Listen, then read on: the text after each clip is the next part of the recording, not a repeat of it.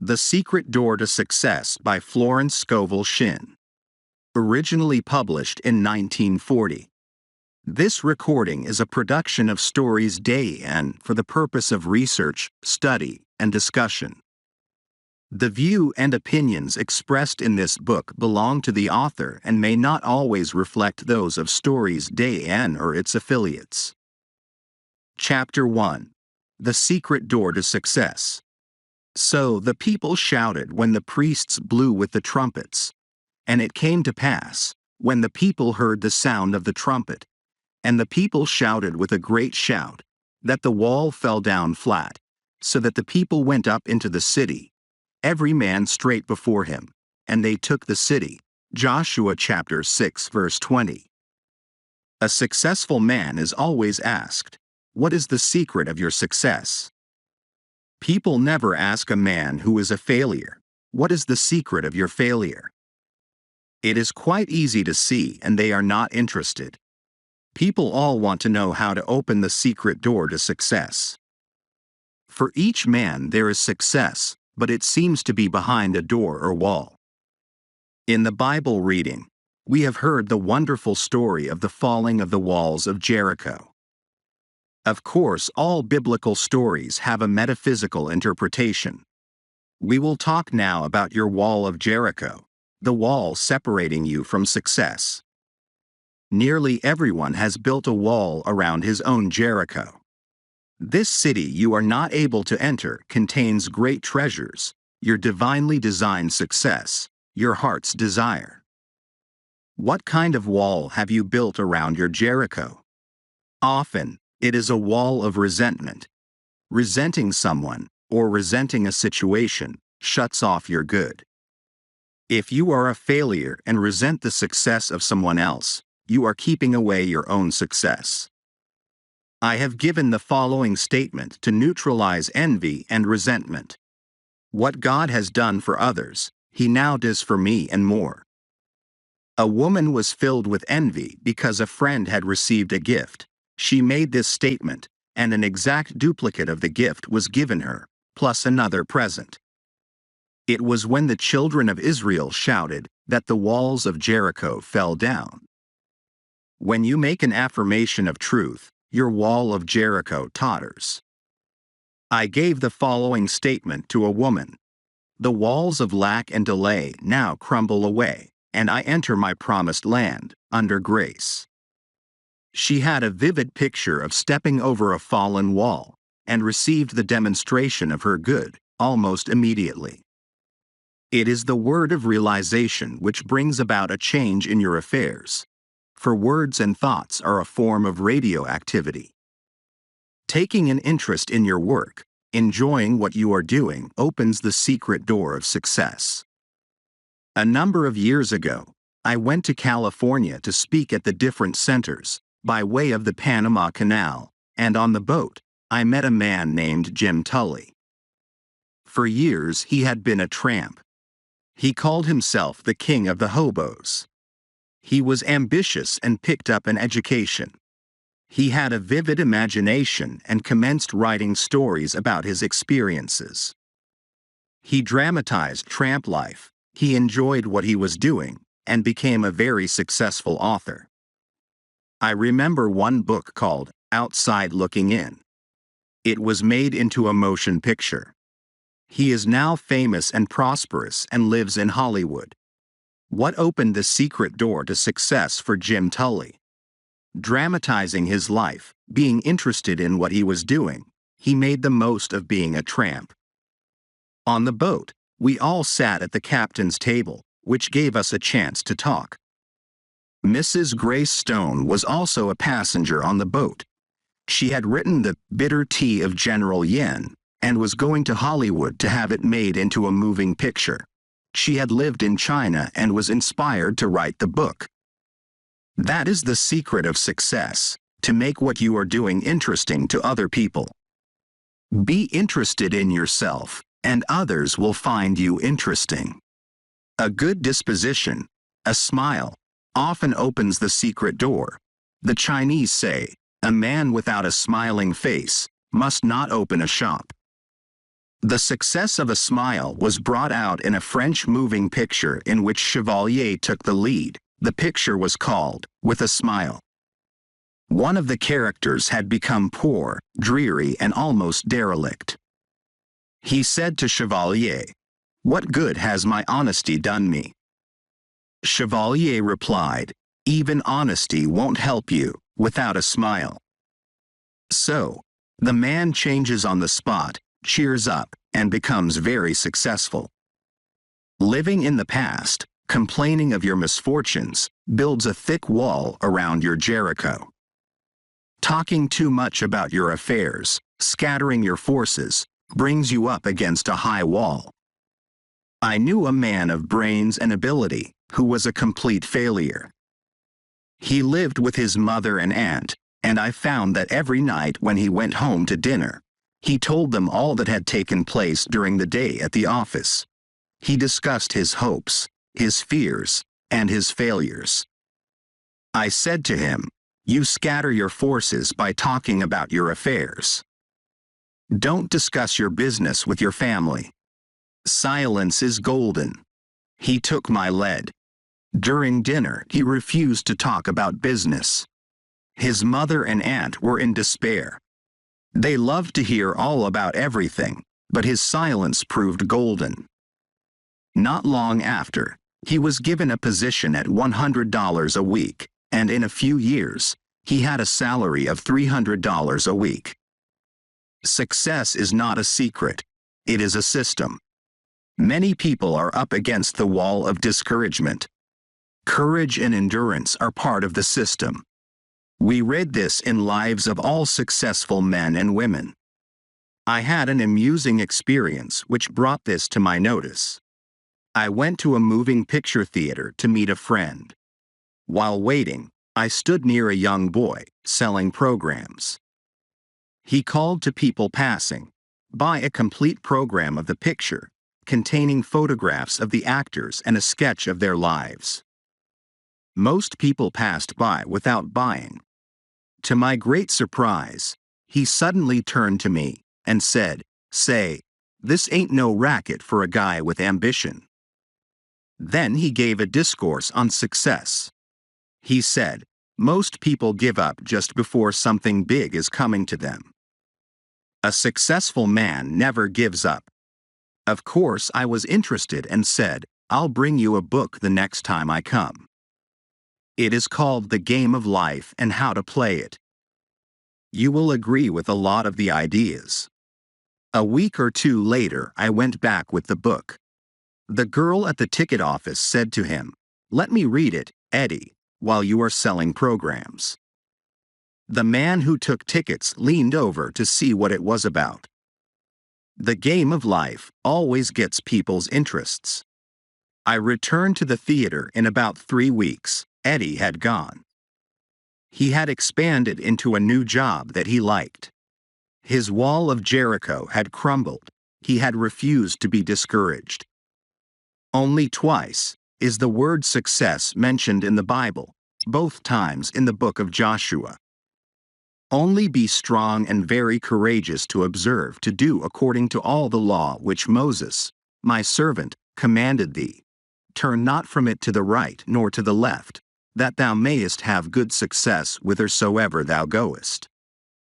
This book of the law shall not depart from thy mouth, but thou shalt meditate therein day and night, that thou mayest observe to do all that is written therein.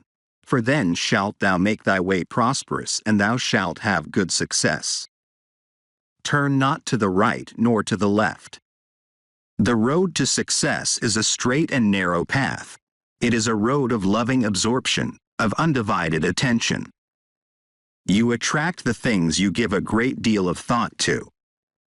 So, if you give a great deal of thought to lack, you attract lack. If you give a great deal of thought to injustice, you attract more injustice.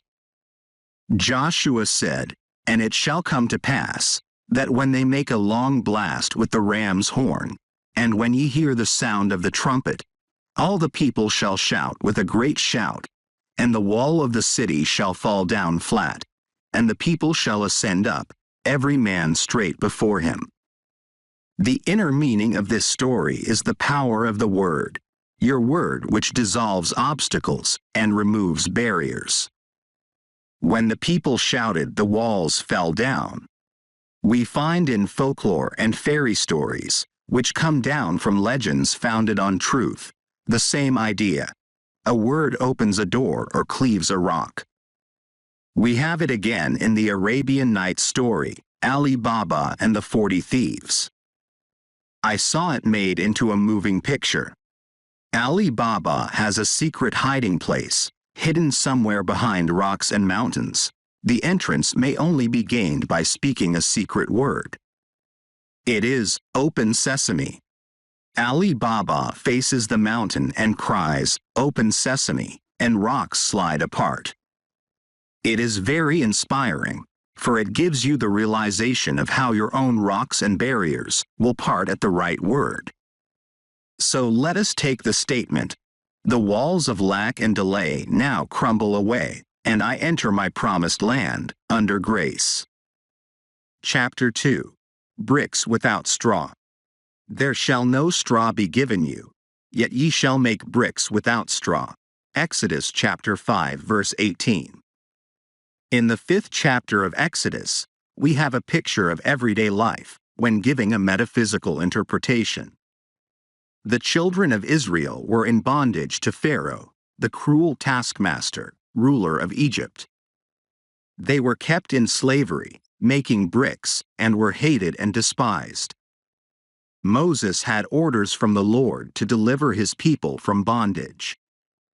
Moses and Aaron went in and told Pharaoh, "Thus saith the Lord God of Israel, let my people go, that they may hold a feast unto me in the wilderness." He not only refused to let them go, but told them he would make their tasks even more difficult. They must make bricks without straw being provided for them. And the taskmasters of the people went out, and their officers, and they spake to the people, saying, "Thus saith Pharaoh, I will not give you straw. Go ye, get you straw where ye can find it, yet not aught of your work shall be diminished." It was impossible to make bricks without straw. The children of Israel were completely crushed by Pharaoh. They were beaten for not producing the bricks. Then came the message from Jehovah. "Go therefore now, and work. For there shall no straw be given you, yet shall ye deliver the number of bricks." Working with spiritual law, they could make bricks without straw, which means to accomplish the seemingly impossible. How often in life people are confronted with this situation. Agnes M. Lawson, in her Hints to Bible Students, says, "The life in Egypt under foreign oppression is the symbol of man under the hard taskmasters of destructive thinking, pride, fear, resentment, ill will, etc. The deliverance under Moses is the freedom man gains from the taskmasters, as he learns the law of life, for we can never come under grace, except we first know the law. The law must be made known in order to be fulfilled. In the 111th Psalm we read in the final verse, "The fear of the Lord, law, is the beginning of wisdom. A good understanding have all they that do his commandments. His praise endureth forever." Now, if we read the word Lord, law, it will give us the key to the statement. The fear of the law, karmic law, is the beginning of wisdom, not the fear of the Lord. When we know that whatever we send out comes back, we begin to be afraid of our own boomerangs. I read in a medical journal the following facts telling of the boomerang this great pharaoh received. It would appear that flesh is indeed heir to a long and ancient line of ills, when, as was revealed by Lord Manyahan at a lecture at Leeds, that the pharaoh of the oppression suffered from hardening of the heart in a literal sense. Lord Manyahan showed some remarkable photographic slides of results of surgical operations 1,000 years before Christ, and among these was a slide of the actual anatomical remains of the pharaoh of the oppression. The large vessel springing from the heart was in such a well-preserved state as to enable sections of it to be made recently from the lantern slide. It was impossible to distinguish between the ancient and modern vessel. Both hearts had been attacked by atheroma, a condition in which calcium salts are deposited in the walls of the vessel, making it rigid and inelastic. Inadequate expanse to the stream of blood from the heart caused the vessel to give way. With this condition went the mental changes that occur with a rigid arterial system. A narrowness of outlook, restriction and dread of enterprise, a literal hardening of the heart. So Pharaoh's hardness of heart hardened his own heart. This is as true today as it was several thousand years ago.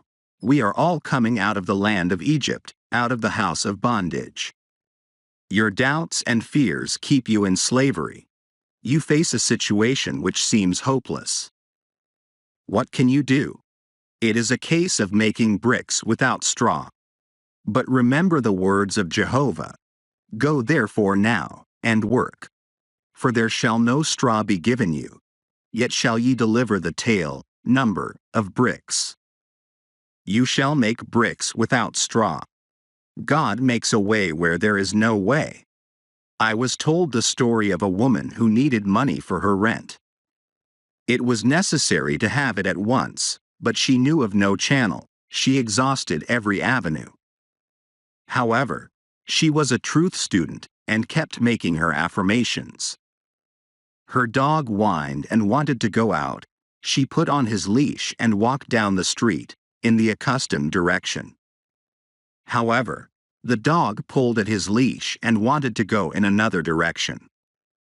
She followed, and in the middle of the block, opposite an open park, she looked down and picked up a roll of bills, which exactly covered rent. She looked for ads, but never found the owner. There were no houses near where she found it. The reasoning mind, the intellect, takes the throne of Pharaoh in your consciousness. It says continually, it can't be done. What's the use? We must drown out these dreary suggestions with a vital affirmation. For example, take this statement. The unexpected happens. My seemingly impossible good now comes to pass. This stops all argument from the army of the aliens, the reasoning mind. The unexpected happens. That is an idea it cannot cope with. Thou hast made me wiser than mine enemies. Your enemy thoughts, your doubts, fears and apprehensions. Think of the joy of really being free forever, from the Pharaoh of oppression. To have the idea of security, health, happiness and abundance established in the subconscious. It would mean a life free from all limitations. It would be the kingdom which Jesus Christ spoke of, where all things are automatically added unto us. I say automatically added unto us, because all life is vibration. And when we vibrate to success, happiness and abundance, the things which symbolize these states of consciousness will attach themselves to us. Feel rich and successful, and suddenly you receive a large check or a beautiful gift. I tell the story showing the working of this law. I went to a party where people played games, and whoever won received a gift. The prize was a beautiful fan. Among those present was a very rich woman who had everything. Her name was Clara. The poorer and resentful ones got together and whispered, "We hope Clara doesn't get the fan." Of course, Clara won the fan. She was carefree and vibrating to abundance. Envy and resentment short-circuit your good and keep away your fans. If you should happen to be resentful and envious, take the statement, "What God has done for others He now does for me and more." Then all the fans and things will come your way. No man gives to himself but himself, and no man takes away from himself but himself. The game of life is a game of solitaire. As you change, all conditions will change. Now to go back to Pharaoh the oppressor. No one loves an oppressor. I remember a friend I had many years ago. Her name was Letty. Her father had plenty of money and supplied her mother and herself with food and clothes, but no luxuries. We went to art school together, and all the students would buy reproductions of the Winged Victory, Wister's Mother, or something to bring art into their homes. My friend's father called all these things plunder. He would say, "Don't bring home any plunder." So she lived a colorless life without a Winged Victory on her bureau or Whistler's Mother on the wall. He would say often to my friend and her mother, "When I die, you'll both be well off." One day someone said to Letty, "When are you going abroad?" All art students went abroad. She replied, cheerfully, "Not till Papa dies." So, people always look forward to being free from lack and oppression. Let us now free ourselves from the tyrants of negative thinking. We have been slaves to doubts, fears, and apprehension, and let us be delivered as Moses delivered the children of Israel and come out of the land of Egypt, out of the house of bondage. Find the thought which is your great oppressor. Find the kingpin. In the logging camps in the spring, the logs are sent down the rivers in great numbers. Sometimes the logs become crossed and cause a jam. The men look for the log causing the jam. They call it the kingpin, straighten it, and the logs rush down the river again. Maybe your kingpin is resentment. Resentment holds back your good. The more you resent, the more you will have to resent.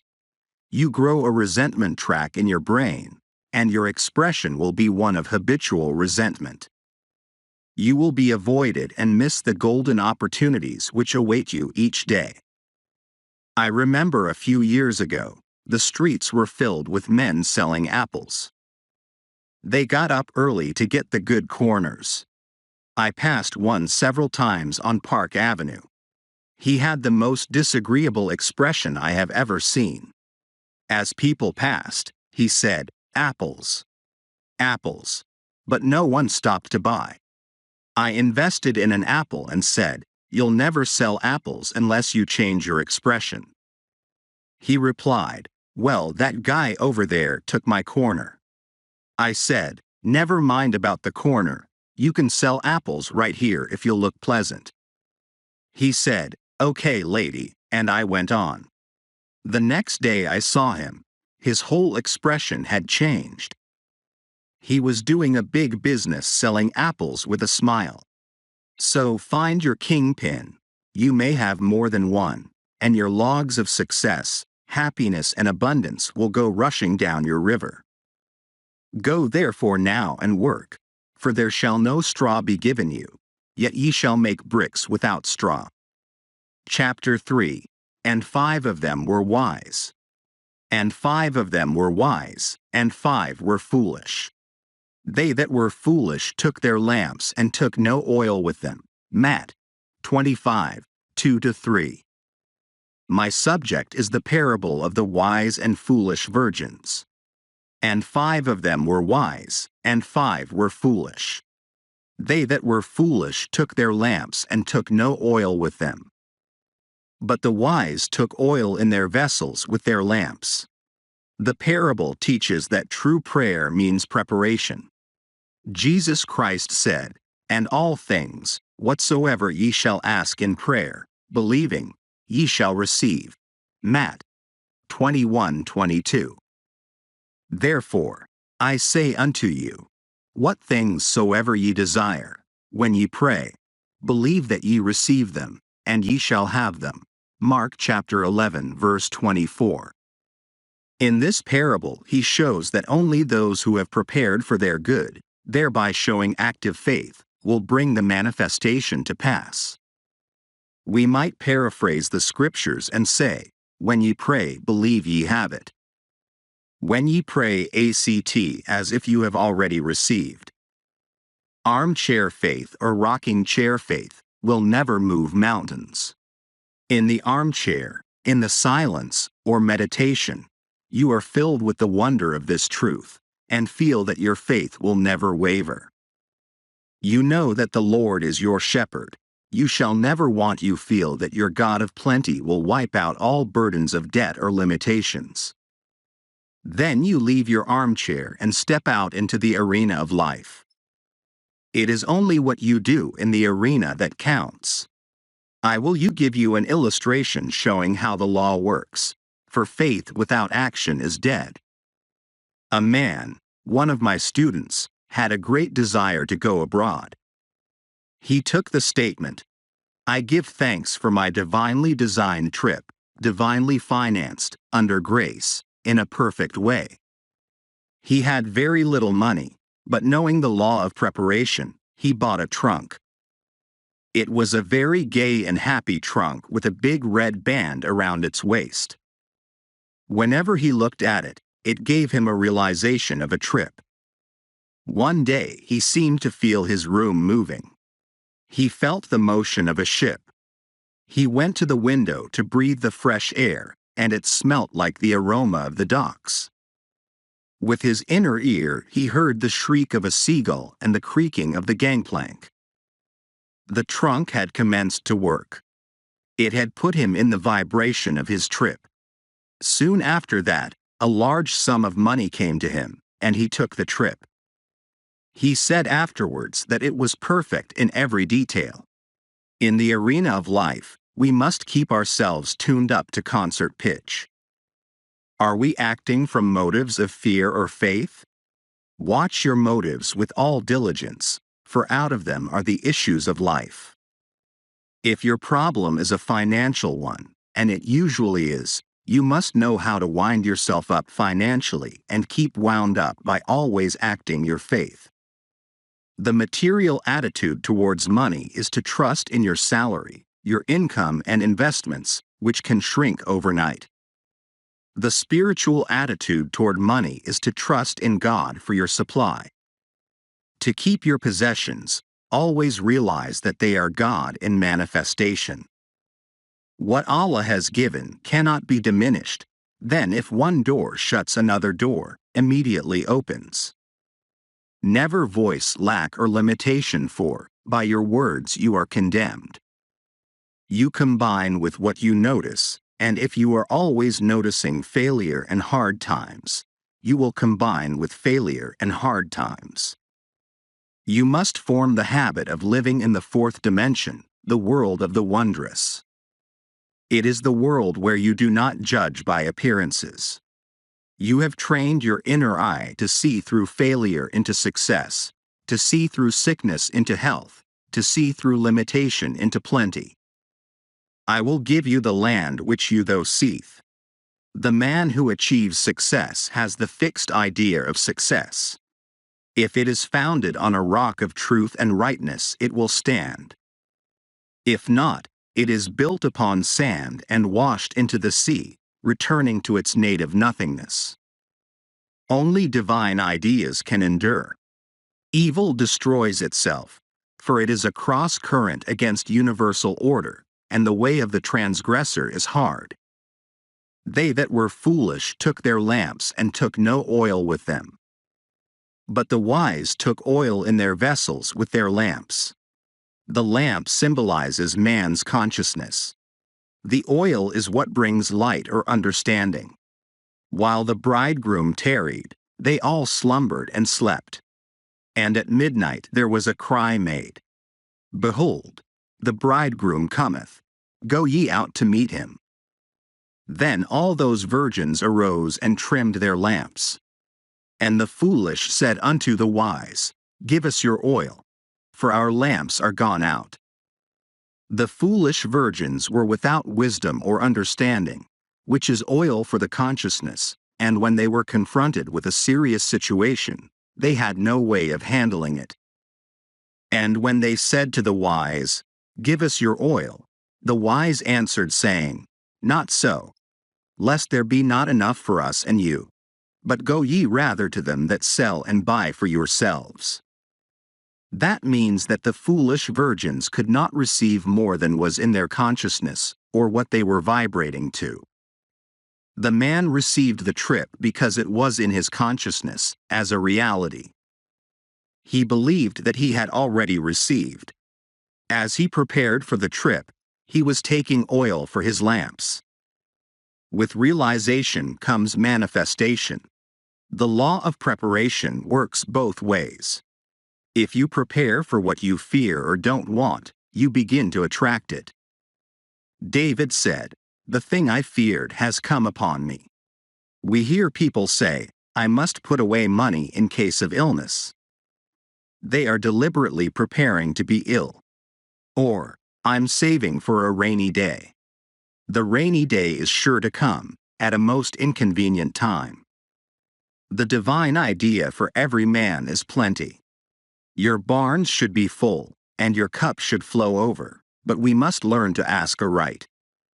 For example, take this statement: I call on the law of accumulation. My supply comes from God, and now pours in and piles up, under grace. This statement does not give any picture of stint or saving or sickness. It gives a fourth-dimensional feeling of abundance, leaving the channels to infinite intelligence. Every day you must make a choice. Will you be wise or foolish? Will you prepare for your good? Will you take the giant swing into faith? Or serve doubt and fear and bring no oil for your lamps? And while they went to buy, the bridegroom came, and they that were ready went in with him to the marriage, and the door was shut. Afterward came also the other virgins, saying, Lord, Lord, open to us. But he answered and said, Verily I say unto you, I know you not. You may feel that the foolish virgins paid very dearly for neglecting to bring oil for their lamps, but we are dealing with the law of karma, or the law of comeback. It has been called the Judgment Day, which people usually associate with the end of the world. Your judgment day comes, they say, in sevens: 7 hours, 7 days, 7 weeks, 7 months, or 7 years. It might even come in 7 minutes. Then you pay some karmic debt, the price for having violated spiritual law. You failed to trust God. You took no oil for your lamps. Every day examine your consciousness and see just what you are preparing for. You are fearful of lack and hang on to every cent, thereby attracting more lack. Use what you have with wisdom, and it opens the way for more to come to you. In my book, Your Word is Your Wand, I tell about the magic purse. In the Arabian Nights, they tell the story of a man who had a magic purse. As money went out, immediately money appeared in it again. So I made the statement, my supply comes from God. I have the magic purse of the Spirit. It can never be depleted. As money goes out, immediately money comes in. It is always crammed, jammed with abundance, under grace, in perfect ways. This brings a vivid picture to mind. You are drawing on the bank of the imagination. A woman who did not have much money was afraid to pay any bills and see her bank account dwindle. It came to her with great conviction. I have the magic purse of the Spirit. It can never be depleted. As money goes out, immediately, money comes in. She fearlessly paid her bills, and several large checks came to her that she did not expect. Watch and pray lest ye enter into the temptation of preparing for something destructive instead of something constructive. I knew a woman who told me she always kept a long crepe veil handy in case of funerals. I said to her, You are a menace to your relatives, and are preparing to hurry them all off, so that you can wear the veil. She destroyed it. Another woman who had no money decided to send her 2 daughters to college. Her husband scorned the idea and said, Who will pay their tuition? I have no money for it. She replied, I know some unforeseen good will come to us. She kept on preparing her daughters for college. Her husband laughed heartily and told all their friends that his wife was sending the girls to college on some unforeseen good. A rich relative suddenly sent her a large sum of money. Some unforeseen good did arrive, for she had shown active faith. I asked what she had said to her husband when the check arrived. She replied, Oh, I never antagonize George by telling him I am in the right. So, prepare for your unforeseen good. Let every thought and every act express your unwavering faith. Every event in your life is a crystallized idea. Something you have invited through either fear or faith. Something you have prepared for. So let us be wise and bring oil for our lamps, and when we least expect it, we shall reap the fruits of our faith. My lamps are now filled with the oil of faith and fulfillment. Chapter 4. What do you expect? According to your faith be it unto you. Matt 9:29. Faith is expectancy. According to your faith, be it unto you. We might say, according to your expectancies be it done unto you. So, what are you expecting? We hear people say, we expect the worst to happen, or the worst is yet to come. They are deliberately inviting the worst to come. We hear others say, I expect a change for the better. They are inviting better conditions into their lives. Change your expectancies and you change your conditions. How can you change your expectancies when you have formed the habit of expecting loss, lack, or failure? Begin to act as if you expected success, happiness, and abundance. Prepare for your good. Do something to show you expect it to come. Active faith alone will impress the subconscious. If you have spoken the word for a home, prepare for it immediately, as if you hadn't a moment to lose.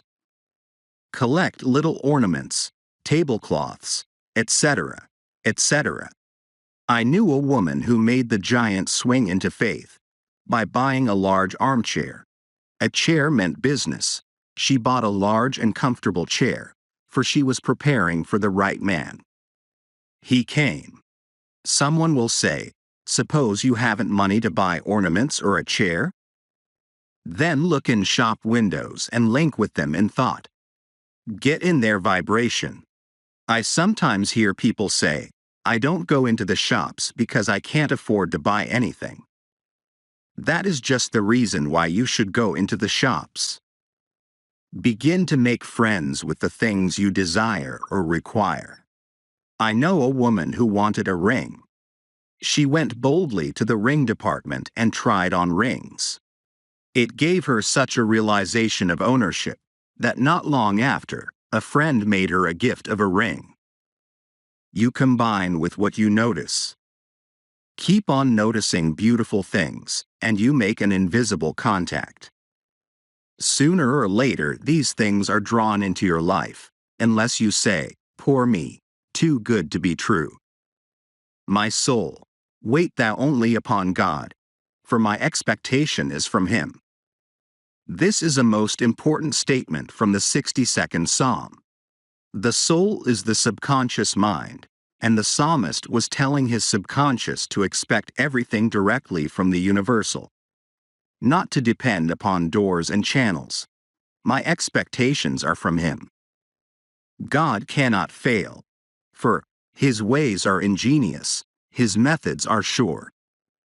You can expect any seemingly impossible good from God if you do not limit the channels. Do not say how you want it done or how it can't be done. God is the giver and the gift and creates His own amazing channels. Take the following statement. I cannot be separated from God the giver. Therefore, I cannot be separated from God the gift. The gift is God in action. Get the realization that every blessing is God in action and see God in every face and good in every situation. This makes you master of all conditions. A woman came to me saying that there was no heat in the radiators in their apartment and that her mother was suffering from the cold. She added, "The landlord has declared that we can't have heat until a certain date."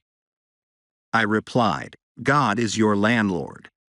She said, "That's all I want to know," and rushed out. That evening the heat was turned on without asking. It was because she realized that the landlord was God in manifestation. This is a wonderful age, for people are becoming miracle-minded. It is in the air. Quoting from an article which I found in the New York Journal and American by John Anderson, it corroborates what I have just said. The title of the article is, "Theatergoers Make Hits of Metaphysical Plays." "If," said the cynical manager, who shall be called Brock Pemberton, with a slight accent of sarcasm in his voice, the other night, on an intermission curbside talk, "you fellows," meaning the critics, "know so much about what the New York public wants. Why don't you tell me what to produce? Why don't you tell me what sort of play the playgoers want to see?" "I would," I said, "but you wouldn't believe it." "You're hedging," he said. "You don't know, and you're trying to cover up by pretending to know more than you're willing to say.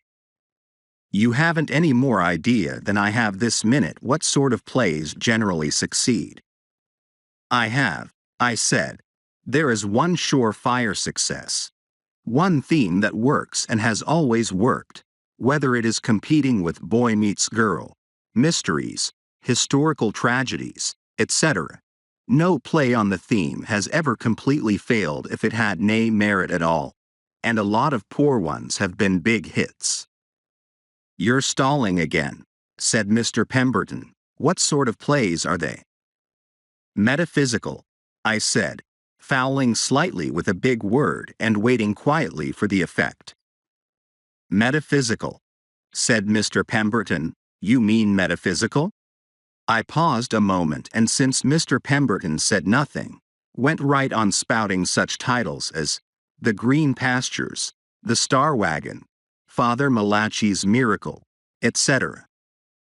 Some of these, I added, reached the public over the heads of the critics. But Mr. Pemberton had departed to ask, probably, in every theater in town, "Is there a metaphysician in the house?" People are beginning to realize the power of their words and thoughts. They understand why faith is the substance of the thing hoped for, the evidence of things not seen. We see the law of expectancy working out through superstition. If you walk under a ladder and expect it to give you bad luck, it will give you bad luck. The ladder is quite innocent. Bad luck came because you expected it. We might say, expectancy is the substance of the things hoped for, or expectancy is the substance of the thing man fears. The thing I expected has come upon me. Nothing is too good to be true. Nothing is too wonderful to happen. Nothing is too good to last, when you look to God for your good. Now think of the blessings which seem so far off, and begin to expect them now, under grace, in an unexpected way. For God works in unexpected ways, His wonders to perform.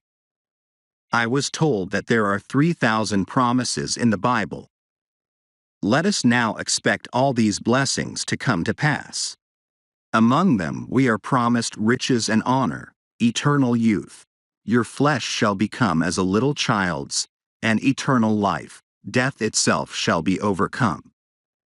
Christianity is founded upon the forgiveness of sins and an empty tomb.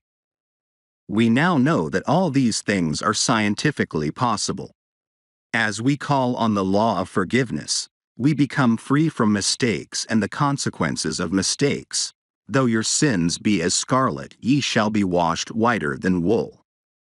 Then our bodies will be bathed in light, and express the body electric, which is incorruptible and indestructible, pure substance, expressing perfection. I expect the unexpected, my glorious good now comes to pass. Chapter 5. The Long Arm of God. The eternal God is thy refuge, and underneath are the everlasting arms. Deut. 33-27. In the Bible, the arm of God always symbolizes protection. The writers of the Bible knew the power of a symbol. It brings a picture which impresses the subconscious mind. They used the symbols of the rock, sheep, shepherds, vineyard, lamp, and hundreds of others. It would be interesting to know how many symbols are used in the Bible. The arm also symbolizes strength.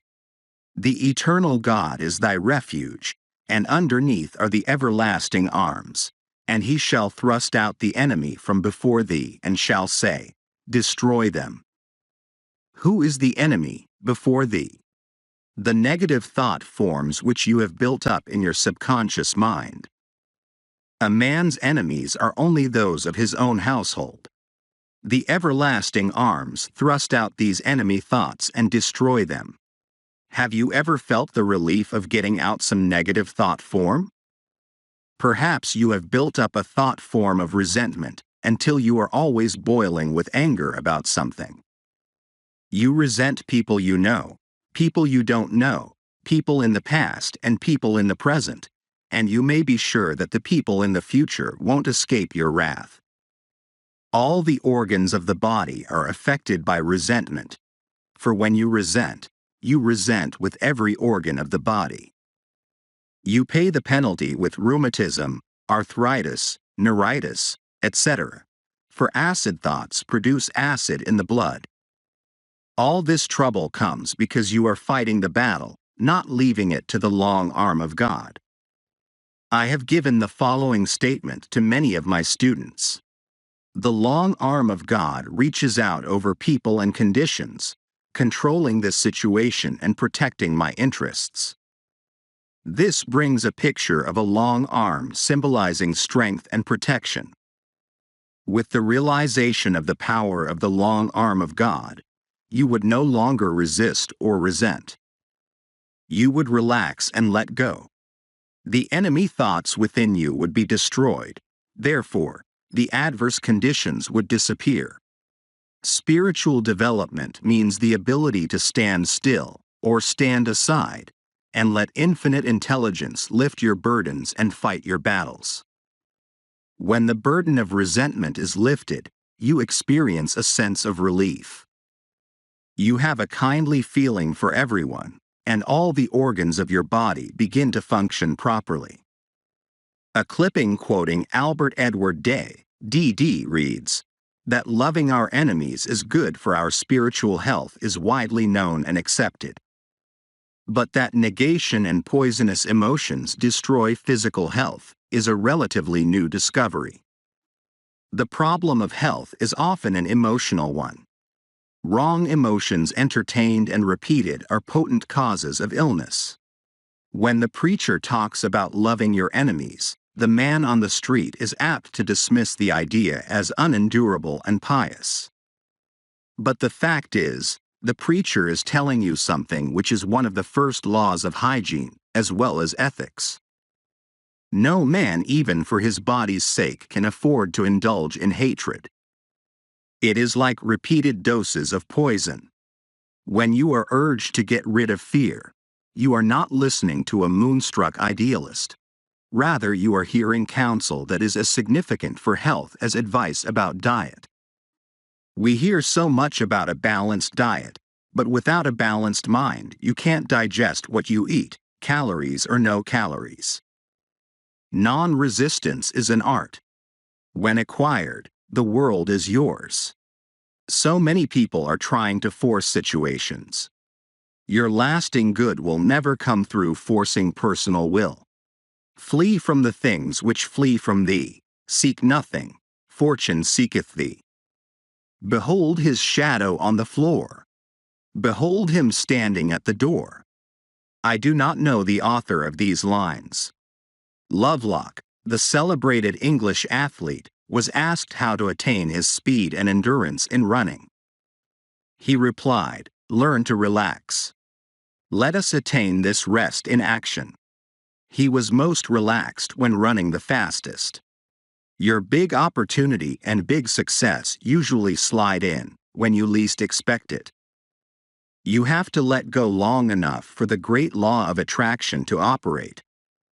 You never saw a worried and anxious magnet. It stands up straight and hasn't a care in the world, because it knows needles can't help jumping to it. The things we rightly desire come to pass when we have taken the clutch off. I say in my correspondence course, do not let your heart's desire become your heart's disease. You are completely demagnetized when you desire something too intensely. You worry, fear, and agonize. There is an occult law of indifference. None of these things move me. Your ships come in over a don't care sea. Many people in truth antagonize friends because they are too anxious for them to read the books and go to the lectures. They meet opposition. A friend took my book, The Game of Life and How to Play It, to her brother's house to read. The young men of the family refused to read it. No, nut stuff, for them. One of these young men drives a taxi cab. One night he drove a taxi which belonged to another man. In going over the car, he found a book stuffed away somewhere. It was The Game of Life and How to Play It. The next day he said to his aunt, "I found Mrs. Shinn's book in the taxi last night. I read it and it's great. There's a lot of good reading in it. Why doesn't she write another book?" God works in roundabout ways, His wonders to perform. I meet unhappy people and a few grateful and contented people. A man said to me one day, "I have a great deal to be thankful for. I have good health, enough money, and I'm still single." The 89th Psalm is very interesting, for we find that two individuals take part: the man who sings the psalm, for all psalms are songs or poems, and Lord God of hosts answers him. It is a song of praise and thanksgiving, extolling the strong arm of God. I will sing of the mercies of the Lord forever. O Lord God of hosts, who is a strong Lord like unto thee? Thou hast a mighty arm, strong is thy hand, and high is thy right hand. Then the Lord of hosts replies, "With whom my hand shall be established, mine arm also shall strengthen him. My mercy will I keep for him forevermore, and my covenant shall stand fast with him." We only hear the words, forevermore, in the Bible and in fairy tales. In the absolute, man is outside of time and space. His good is from everlasting to everlasting. The fairy tales came down from the old Persian legends which were founded upon truth. Aladdin and his wonderful lamp is the outpicturing of the word. Aladdin rubbed the lamp and all his desires came to pass. Your word is your lamp. Words and thoughts are a form of radioactivity and do not return void. A scientist has said that words are clothed in light. You are continually reaping the fruits of your words. A friend in one of my meetings said that she had brought a man to my class who had been out of work for a year or more. I gave the statement, "Now is the appointed time. Today is the day of my amazing good fortune." It clicked in his consciousness. Soon after, he was given a position which paid him $9,000 a year. A woman told me that when I blessed the offering, I said that each offering would return 1,000-fold. She had put $1 in the collection. She said with great realization, that dollar is blessed and returns $1,000. She received $1,000 a short time afterwards, in a most unexpected way. Why do some people demonstrate this truth so much more quickly than others? It is because they have the ears that hear. Jesus Christ tells the parable of the man who sowed the seed and it fell upon good ground. The seed is the word. I say, listen for the statement that clicks, the statement that gives your realization. That statement will bear fruit. The other day I went into a shop where I know the employer quite well. I had given one of his employees an affirmation card. I said to him, jokingly, I wouldn't waste an affirmation card on you. You wouldn't use it. He replied, oh sure, give me one. I'll use it. The following week I gave him a card. Before I left, he rushed up to me excitedly and said, I made the statement and 2 new customers walked in. It was, now is the appointed time. Today is the day of my amazing good fortune. It had clicked. So many people use their words in exaggerated and reckless statements. I find a great deal of material for my talks in the beauty parlor. A young girl wanted a magazine to read. She called to the operator, give me something terribly new and frightfully exciting. All she wanted was the latest moving picture magazine. You hear people say, I wish something terribly exciting would happen. They are inviting some unhappy, but exciting, experience into their lives. Then they wonder why it happened to them. There should be a chair of metaphysics in all colleges. Metaphysics is the wisdom of the ages. It is the ancient wisdom taught all through the centuries in India and Egypt and Greece. Hermes Trismegistus was a great teacher of Egypt. His teachings were closely guarded and have come down to us over 10 centuries. He lived in Egypt in the days when the present race of men was in its infancy. But if you read the Kabbalion carefully, you find that he taught just what we are teaching today. He said that all mental states were accompanied by vibrations. You combine with what you vibrate to. So let us all now vibrate to success, happiness, and abundance. Now is the appointed time. Today is the day of my amazing good fortune. Chapter 6. The Fork in the Road. Choose you this day whom you will serve. Josh 24:15. Every day there is a necessity of choice, a fork in the road. Shall I do this, or shall I do that? Shall I go, or shall I stay? Many people do not know what to do. They rush about letting other people make decisions for them, then regret having taken their advice. There are others who carefully reason things out. They weigh and measure the situation like dealing in groceries and are surprised when they fail to obtain their goal. There are still other people who follow the magic path of intuition and find themselves in their promised land in the twinkling of an eye. Intuition is a spiritual faculty high above the reasoning mind, but on the path is all that you desire or require. In my book, The Game of Life and How to Play It, I give many examples of success attained through using this marvelous faculty. I say also that prayer is telephoning to God and intuition is God telephoning to you. Correspondence Course. So, choose ye this day to follow the magic path of intuition. In my question and answer classes, I tell you how to cultivate intuition. In most people, it is a faculty which has remained dormant. So we say, awake though that sleepeth. Wake up to your leads and hunches. Wake up to the divinity within. Claude Bragdon said, to live intuitively is to live fourth-dimensionally.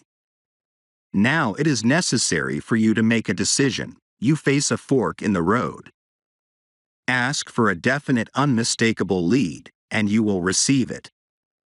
We find many events to interpret metaphysically in the book of Joshua. After the death of Moses, the divine command came to Joshua, now therefore, arise, go over the Jordan, thou and all thy people, unto the land which I do give to them. Every place the sole of your feet shall tread upon, to you have I given it. The feet are the symbol of understanding, so it means metaphysically all that we understand stands under us in consciousness, and what is rooted there can never be taken from us. 4. The Bible goes on to say, "There shall not any man be able to stand before thee all the days of thy life. I will not fail thee, nor forsake thee. Only be thou strong and very courageous, that thou mayest observe to do according to all the law, which Moses my servant commanded thee. Turn not from it to the right hand or to the left, that thou mayest prosper whithersoever thou goest." So we find we have success through being strong and very courageous in following spiritual law. We are back again to the fork in the road, the necessity of choice. Choose you this day whom ye shall serve, the intellect or divine guidance. A well-known man, who has become a great power in the financial world, said to a friend, "I always follow intuition and I am luck incarnate." Inspiration, which is divine guidance, is the most important thing in life. People come to truth meetings for inspiration. I find the right word will start divine activity operating in their affairs. A woman came to me with a complication of affairs. I said to her, "Let God juggle the situation." It clicked. She took the affirmation, "I now let God juggle this situation." Almost immediately she rented a house, which had been vacant for a long time. Let God juggle every situation, for when you try to juggle the situation, you drop all the balls. In my question and answer classes, I would be asked, "How do you let God juggle a situation, and what do you mean when you say I should not juggle it?" You juggle with the intellect. The intellect would say, "Times are hard, no activity in real estate." Don't expect anything until the fall of 1958. With spiritual law, there is only the now. Before you call, you are answered, for time and space are but a dream, and your blessing is there waiting for you to release it by faith and the word. Choose you this day whom you will serve, fear or faith. In every act prompted by fear lies the germ of its own defeat. It takes much strength and courage to trust God. We often trust Him in little things, but when it comes to a big situation, we feel we had better attend to it ourselves. Then comes defeat and failure. The following extract from a letter which I received from a woman in the West shows how conditions can change in the twinkling of an eye. "I've had the pleasure of reading your wonderful book, The Game of Life and How to Play It. I have 4 boys, 10, 13, 15 and 17, and thought how wonderful for them to grasp it, in their early life, and be able to get things which are theirs by divine right. The lady who let me read her copy gave me other things to read, but it seemed when I picked this book up it was magnetic, and I could not let go of it. After reading it, I realized I was trying to live divinely but did not understand the law, or I would have been much further advanced. At first, I thought it quite hard to find a place in the business world, after so many years of being a mother. But I got this statement, God makes a way where there is no way. And He did that very thing for me. I am grateful for my position, and smile when people say, "How do you do it? Manage 4 growing boys, a home, after all the times you have been hospitalized with such major operations and none of your relatives near you." I have that statement in my book, God makes a way where there is no way. God made a way for her in business when all her friends said it couldn't be done. The average person will tell you almost anything can't be done. I had an example of this the other day. In a shop I found a delightful little silver drippolator which would make just 1 cup of anything. I showed it to some of friends with enthusiasm, thinking it so very cute, and one said, it will never work." The other said, "If it belonged to me, I'd throw it away." I stood up for the little drippolator and said I knew it would work, which it did. My friends were simply typical of the average person who says, "It can't be done." All big ideas meet with opposition. Do not let other people rock your boat. Follow the path of wisdom and understanding, and turn not from it to the right hand or to the left, that thou mayest prosper whithersoever thou goest. In the 13th verse of the 24th chapter of Joshua, we read a remarkable statement, "And I have given you a land for which ye did not labor, and cities which ye built not, and ye dwell in them. Of the vineyards and olive yards which ye planted not, do ye eat."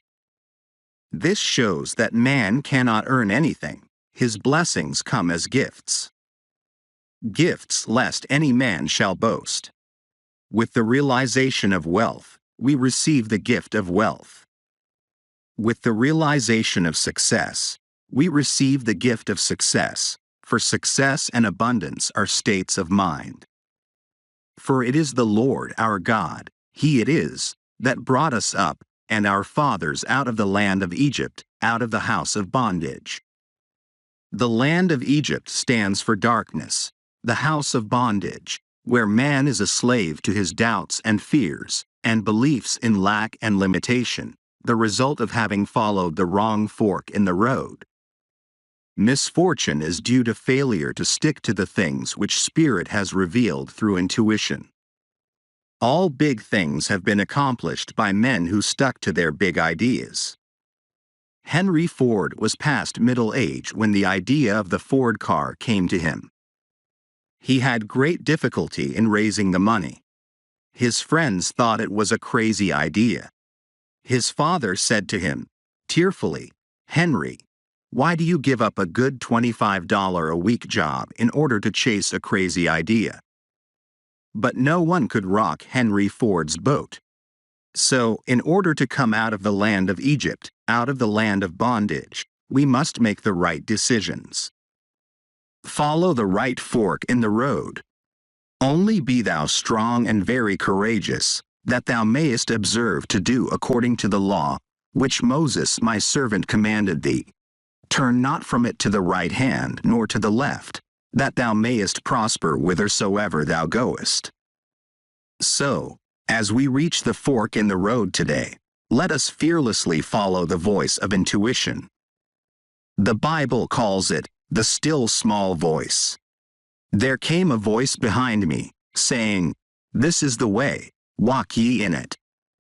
On this path is the good, already prepared for you. You will find the land for which ye did not labor, and cities which ye built not, and ye dwell in them. Of the vineyards and olive yards which ye planted not, do ye eat. I am divinely led. I follow the right fork in the road. God makes a way where there is no way. Chapter 7. Crossing your Reed Sea. Speak unto the children of Israel that they go forward. Ex. 14:15. One of the most dramatic stories in the Bible is the episode of the children of Israel crossing the Red Sea. Moses was leading them out of the land of Egypt where they were kept in bondage and slavery. They were being pursued by the Egyptians. The children of Israel, like most people, did not enjoy trusting God. They did a lot of murmuring. They said to Moses, "Is not this the word that we did tell thee in Egypt, saying, Let us alone, that we may serve the Egyptians? For it had been better for us to serve the Egyptians, than that we should die in the wilderness." And Moses said unto the people, "Fear ye not, stand still, and see the salvation of the Lord, which he will show to you today. For the Egyptians whom ye have seen today, ye shall see them again no more forever. The Lord shall fight for you, and ye shall hold your peace." We might say that Moses pounded faith into the children of Israel. They preferred being slaves to their old doubts and fears, for Egypt stands for darkness, than to take the giant swing into faith and pass through the wilderness to their promised land. There is, indeed, a wilderness to pass through before your promised land is reached. The old doubts and fears encamp round about you, but there is always someone to tell you to go forward. There is always a Moses on your pathway. Sometimes it is a friend, sometimes intuition. And the Lord said to Moses, "Wherefore criest thou unto me? Speak unto the children of Israel, that they go forward. But lift thou up thy rod, and stretch out thine hand over the sea, and divide it, and the children of Israel shall go on dry ground through the midst of the sea." And Moses stretched out his hand over the sea, and the Lord caused the sea to go back by a strong east wind all that night, and made the sea dry land, and the waters were divided. And the children of Israel went into the midst of the sea upon the dry ground, and the waters were a wall unto them on their right hand, and on their left. And the Egyptians pursued and went in after them to the midst of the sea, even all Pharaoh's horses, his chariots, and his horsemen. And the Lord said unto Moses, Stretch out thine hand over the sea, that the waters may come again upon the Egyptians, upon their chariots, and upon their horsemen. And Moses stretched forth his hand over the sea, and the sea returned, and the Egyptians fled against it, and the Lord overthrew the Egyptians in the midst of the sea. And the waters returned, and covered the chariots, and the horsemen, and all the hosts of Pharaoh that came into the sea after them. There remained not so much as one of them. Now remember, the Bible is talking about the individual. It is talking about your wilderness, your Red Sea, and your promised land. Each one of you has a promised land, a heart's desire. But you have been so enslaved by the Egyptians, your negative thoughts, it seems very far away, and too good to be true. You consider trusting God a very risky proposition. The wilderness might prove worse than the Egyptians. And how do you know your promised land really exists? The reasoning mind will always back up the Egyptians. But sooner or later, something says, go forward. It is usually circumstances. You are driven to it. I give the example of a student. She is a very marvelous pianist and had great success abroad. She came back with a book full of press clippings and a happy heart. A relative took an interest in her and said she would back her financially for a concert tour. They chose a manager who took charge of the expenses and attended to her bookings. After a concert or two, there were no more funds. The manager had taken them. My friend was left stranded, desolate and disappointed. This was about the time that she came to me. She hated the man, and it was making her ill. She had very little money and could afford only a cheerless room where her hands were often too cold to practice. She was indeed in bondage to the Egyptians, hate, resentment, lack and limitation. Someone brought her to one of my meetings, and she spoke to me and told her story. I said, in the first place, you must stop hating that man. When you are able to forgive him, your success will come back to you. You are taking your initiation in forgiveness. It seemed a pretty big order, but she tried and came regularly to all my meetings. In the meantime, the relative had started a suit to recover the money. Time went on and it never came to court. My friend had a call to go to California. She was no longer disturbed by the situation and had forgiven the man. Suddenly, after about 4 years, she was notified that the case had come to court. She called me upon her arrival in New York and asked me to speak the word for rightness and justice. They went at the time appointed, and it was all settled out of court, the man restoring the money by monthly payments. She came to me overflowing with joy, for she said, I hadn't the least resentment toward the man. He was amazed when I greeted him cordially. Her relatives said that all the money was to go to her, so she found herself with a big bank account. Now she will soon reach her promised land. She came out of the house of bondage, of hate and resentment, and crossed her Red Sea. Her goodwill toward the man caused the waters to part, and she crossed over on dry land. Dry land symbolizes something substantial under your feet, the feet symbolizing understanding. Moses stands out as one of the greatest figures in biblical history. It came to Moses to move from Egypt with his nation. The task before him was not only the unwillingness of Pharaoh to let go of those whom he had made into profitable slaves, but also to stimulate to open rebellion this nation which had lost its initiative under the hardships of its taskmasters. It required extraordinary genius to meet this condition, which Moses possessed with self-abnegation and the courage of his own convictions. Self-abnegation. He was called the meekest of men.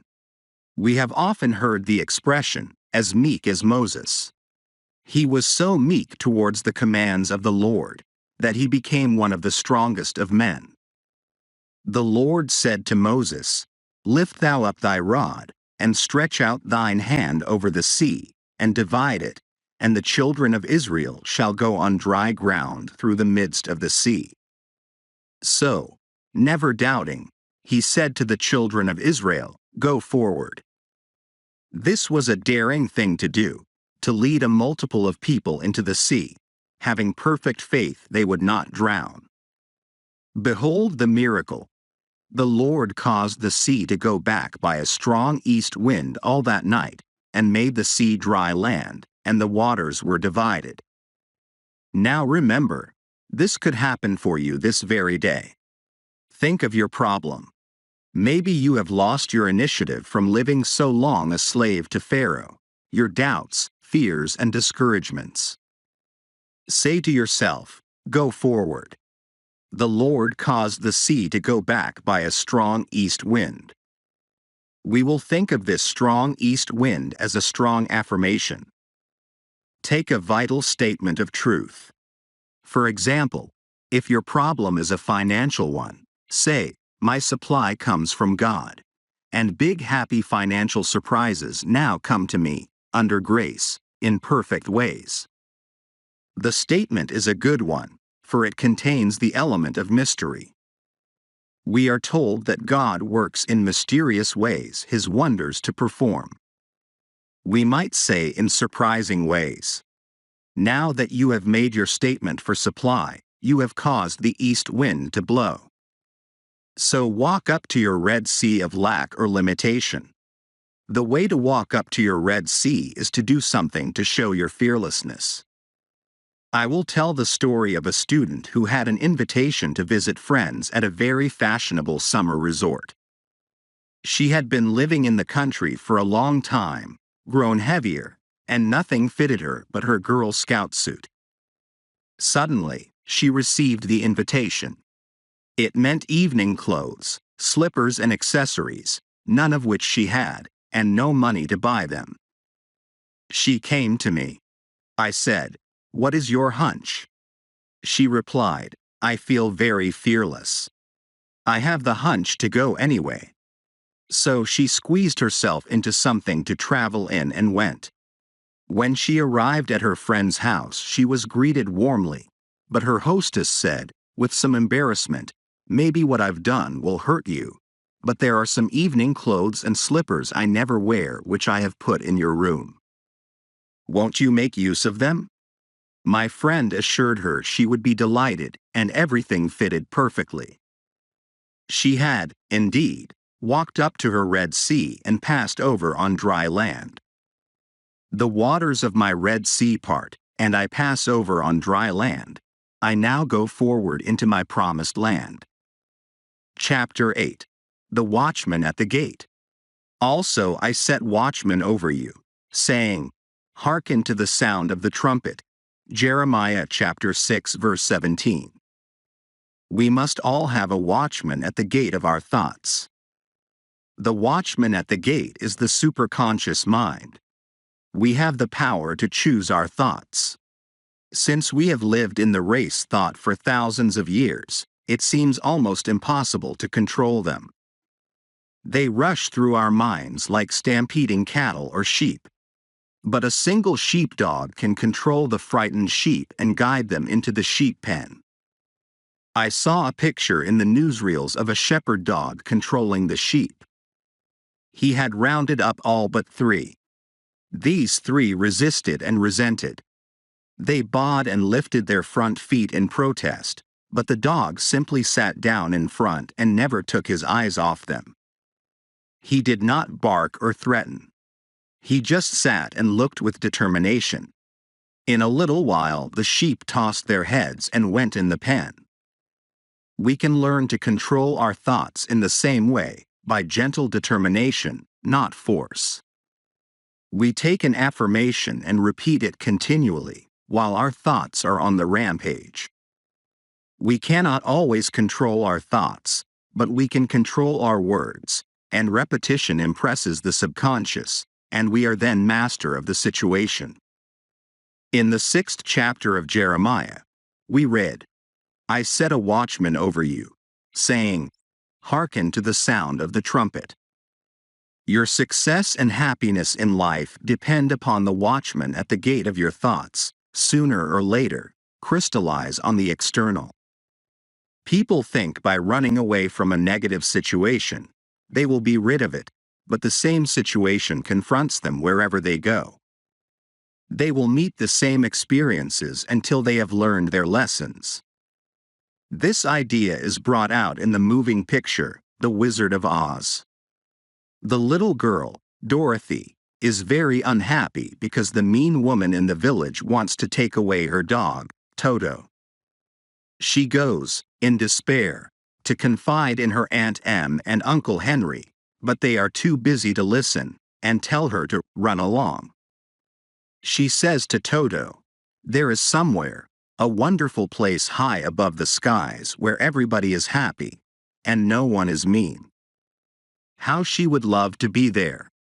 A Kansas cyclone suddenly comes along, and she and Toto are lifted up, high in the sky, and land in the country of Oz.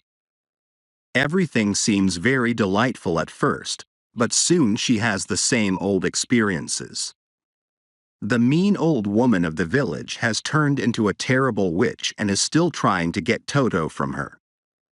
How she wishes she could be back in Kansas. She is told to find the Wizard of Oz. He is all-powerful and will grant her request. She starts off to find his palace in the Emerald City. On the way, she meets a scarecrow. He is so unhappy because he hasn't a brain. She meets a man made of tin, who is so unhappy because he hasn't a heart. Then she meets a lion who is so unhappy because he has no courage. She cheers them up by saying, "We'll all go to the Wizard of Oz, and he'll give us what we want. The scarecrow a brain, the tin man a heart, and the lion courage." They encounter terrible experiences, for the bad witch is determined to capture Dorothy and take away Toto and the ruby slippers which protect her. At last they reach the Emerald Palace of the Wizard of Oz. They ask for an audience but are told no one has ever seen the Wizard of Oz, who lives mysteriously in the palace. But through the influence of the Good Witch of the North, they enter the palace. There they discover the wizard is just a fake magician from Dorothy's hometown in Kansas. They are all in despair because their wishes cannot be granted.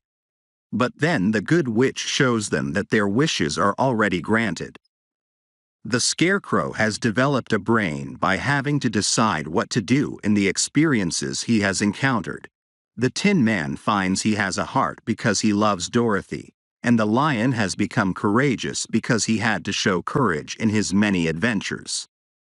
The Good Witch from the North says to Dorothy, "What have you learned from your experiences?" And Dorothy replies, I have learned that my heart's desire is in my own home and in my own front yard.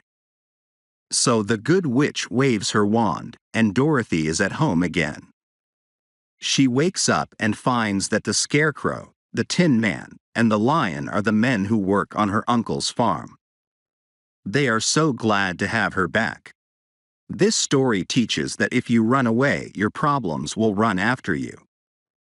Be undisturbed by a situation, and it will fall away of its own weight.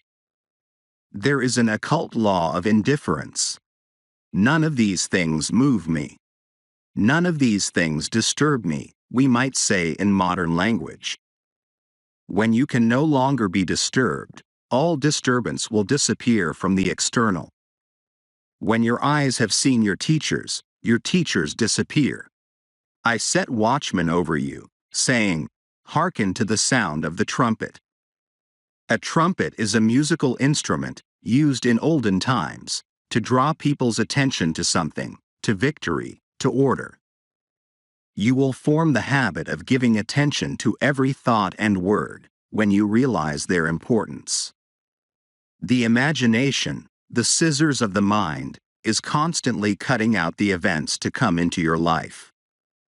Many people are cutting out fear pictures, seeing things which are not divinely planned. With the single eye, man sees only the truth. He sees through evil, knowing that out of it comes good. He transmutes injustice into justice and disarms his seeming enemy by sending goodwill. We read in mythology of the Cyclops, a race of giants, said to have inhabited Sicily.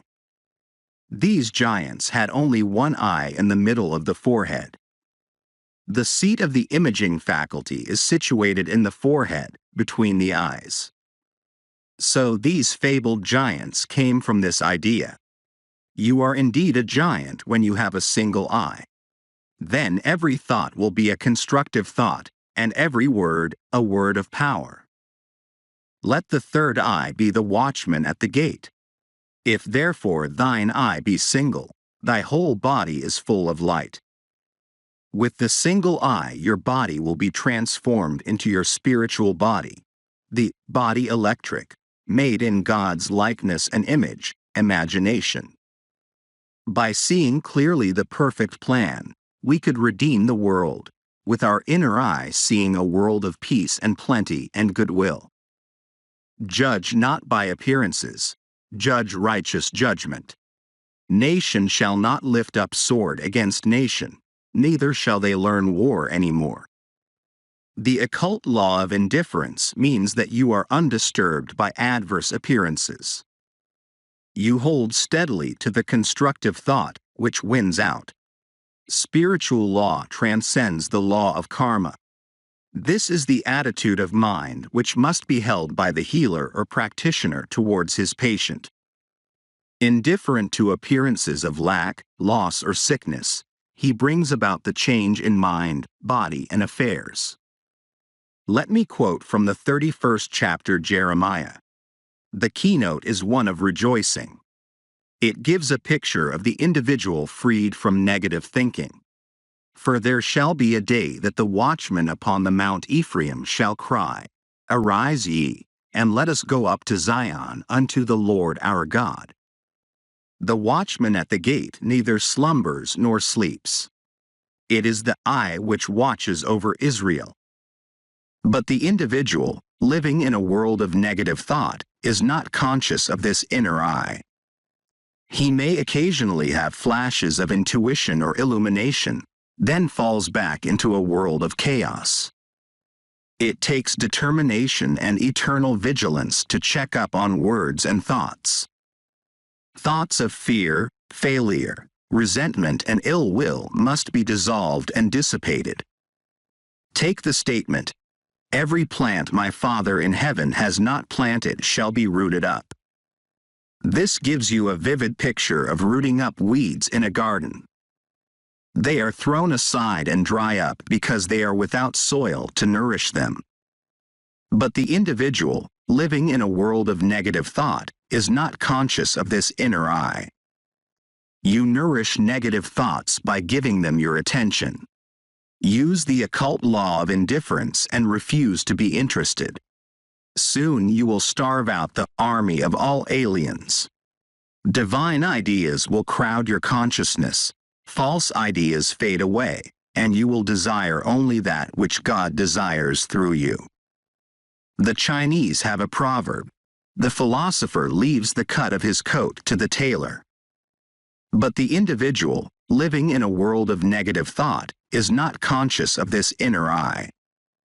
So leave the plan of your life to the divine designer, and you will find all conditions permanently perfect. The ground I am on is holy ground. I now expand rapidly into the divine plan of my life, where all conditions are permanently perfect. Chapter 9. The Way of Abundance. Then shalt thou lay up gold as dust. Job chapter 22 verse 24. The way of abundance is a one-way street.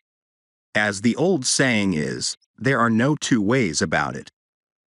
You are either heading for lack or heading for abundance. The man with a rich consciousness and the man with a poor consciousness are not walking on the same mental street. There is a lavish supply, divinely planned for each individual. The rich man is tapping it, for rich thoughts produce rich surroundings. Change your thoughts, and in the twinkling of an eye, all your conditions change. Your world is a world of crystallized ideas, crystallized words. Sooner or later, you reap the fruits of your words and thoughts. Words are bodies or forces which move spirally and return in due season to cross the lives of their creators. People who are always talking lack and limitation, reap lack and limitation. You cannot enter the kingdom of abundance bemoaning your lot. I know a woman who had always been limited in her ideas of prosperity. She was continually making her old clothes do, instead of buying new clothes. She was very careful of what money she had and was always advising her husband not to spend so much. She said repeatedly, "I don't want anything I can't afford." She couldn't afford much, so she didn't have much. Suddenly her whole world cracked up. Her husband left her, weary of her nagging and limited thoughts. She was in despair when one day she came across a book on metaphysics. It explained the power of thought and words. She realized that she had invited every unhappy experience by wrong thinking. She laughed heartily at her mistakes and decided to profit from them. She was determined to prove the law of abundance. She used what money she had, fearlessly, to show her faith in her invisible supply. She relied upon God as the source of her prosperity. She no longer voiced lack and limitation. She kept herself feeling and looking prosperous. Her old friends scarcely recognized her. She had swung into the way of abundance. More money came to her than she had ever had before. Unheard of doors opened, amazing channels were freed. She became very successful in a work she had had no training for. She found herself on miracle ground. What had happened? She had changed the quality of her words and thoughts. She had taken God into her confidence and into all her affairs. She had many 11th-hour demonstrations, but her supply always came, for she dug her ditches and gave thanks without wavering. Someone called me up recently and said, "I am looking desperately for a position." I replied, "Don't look desperately for it. Look for it with praise and thanksgiving. For Jesus Christ, the greatest of metaphysicians, said to pray with praise and thanksgiving." Praise and thanksgiving open the gates, for expectancy always wins. Of course, the law is impersonal, and a dishonest person with rich thoughts will attract riches, but "a thing ill got has ever bad success," as Shakespeare says. It will be of short duration and will not bring happiness. We have only to read the papers to see that the way of the transgressor is hard. That is the reason it is so necessary to make your demands aright on the universal supply and ask for what is yours by divine right and under grace in a perfect way. Some people attract prosperity but cannot hold it. Sometimes their heads are turned. Sometimes they lose it through fear and worry. A friend in one of my question and answer classes told this story.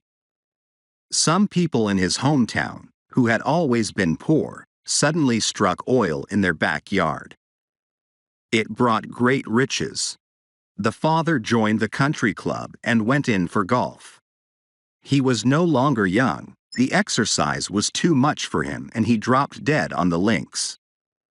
This filled the whole family with fear. They all decided they might have heart trouble, so they are now in bed, with trained nurses watching every heartbeat. In the race thought people must worry about something. They no longer worried about money, so they shifted their worries to health. The old idea was that you can't have everything. If you got one thing, you'd lose another. People were always saying, "Your luck won't last, it's too good to be true."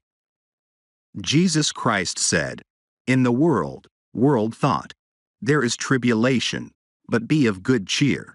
I have overcome the world, thought." In the superconscious, there is a lavish supply for every demand, and your good is perfect and permanent. If thou return to the Almighty, thou shalt be built up in consciousness. Thou shalt put away iniquity far from thy tabernacles. Then shalt thou lay up gold as dust, the gold of Ophir as the stones of the brooks. Yea, the Almighty shall be thy defense, and thou shalt have plenty of silver. What a picture of opulence! The result of returning to the Almighty in consciousness. With the average person, who has thought in terms of lack for a long time, it is very difficult to build up a rich consciousness. I have a student who has attracted great success by making the statement, "I am the daughter of the king. My rich father now pours out his abundance upon me. I am the daughter of the king. Everything makes way for me." Many people put up with limited conditions because they are too lazy, mentally, to think themselves out of them. You must have a great desire for financial freedom. You must feel yourself rich. You must see yourself rich. You must continually prepare for riches. Become as a little child and make believe you are rich. You are then impressing the subconscious with expectancy. The imagination is man's workshop, the scissors of the mind, where he is constantly cutting out the events of his life. The superconscious is the realm of inspiration, revelation, illumination, and intuition. Intuition is usually known as a hunch. I do not apologize for the word hunch anymore. It is now in Webster's latest dictionary. I had a hunch to look up hunch, and there it was. The superconscious is the realm of perfect ideas. The great genius captures his thoughts from the superconscious. Without the vision, imagination, my people perish. When people have lost the power to image their good, they perish or go under. It is interesting to compare the translation of the French and English Bibles. In the 21st verse of the 22nd chapter of Job, we read, "Acquaint now thyself with him, and be at peace, thereby good shall come unto thee." In the French Bible we read, "Attach thyself to God and you will have peace. Thou shalt thus enjoy happiness." The 23rd verse, "If thou return to the Almighty, thou shalt be built up. Thou shalt put away iniquity far from thy tabernacles." In the French translation we read, "Thou shalt be re-established if thou returnest to the Almighty, putting iniquity far off from your dwellings." In the 24th verse we read a new and amazing translation. The English Bible reads, "Then shalt thou lay up gold as dust, and the gold of Ophir as the stones of the brooks." The French Bible says, "Throw gold into the dust, the gold of Ophir amongst the pebbles of the torrents, and the Almighty shall be thy gold, thy silver, thy riches." This means if people are depending entirely on their visible supply, it is even better to throw it away and trust absolutely to the Almighty for gold, silver, and riches. I give an example in the story told me by a friend. A priest went to visit a nunnery in France, where they fed many children. One of the nuns, in despair, told the priest they had no food, the children must go hungry.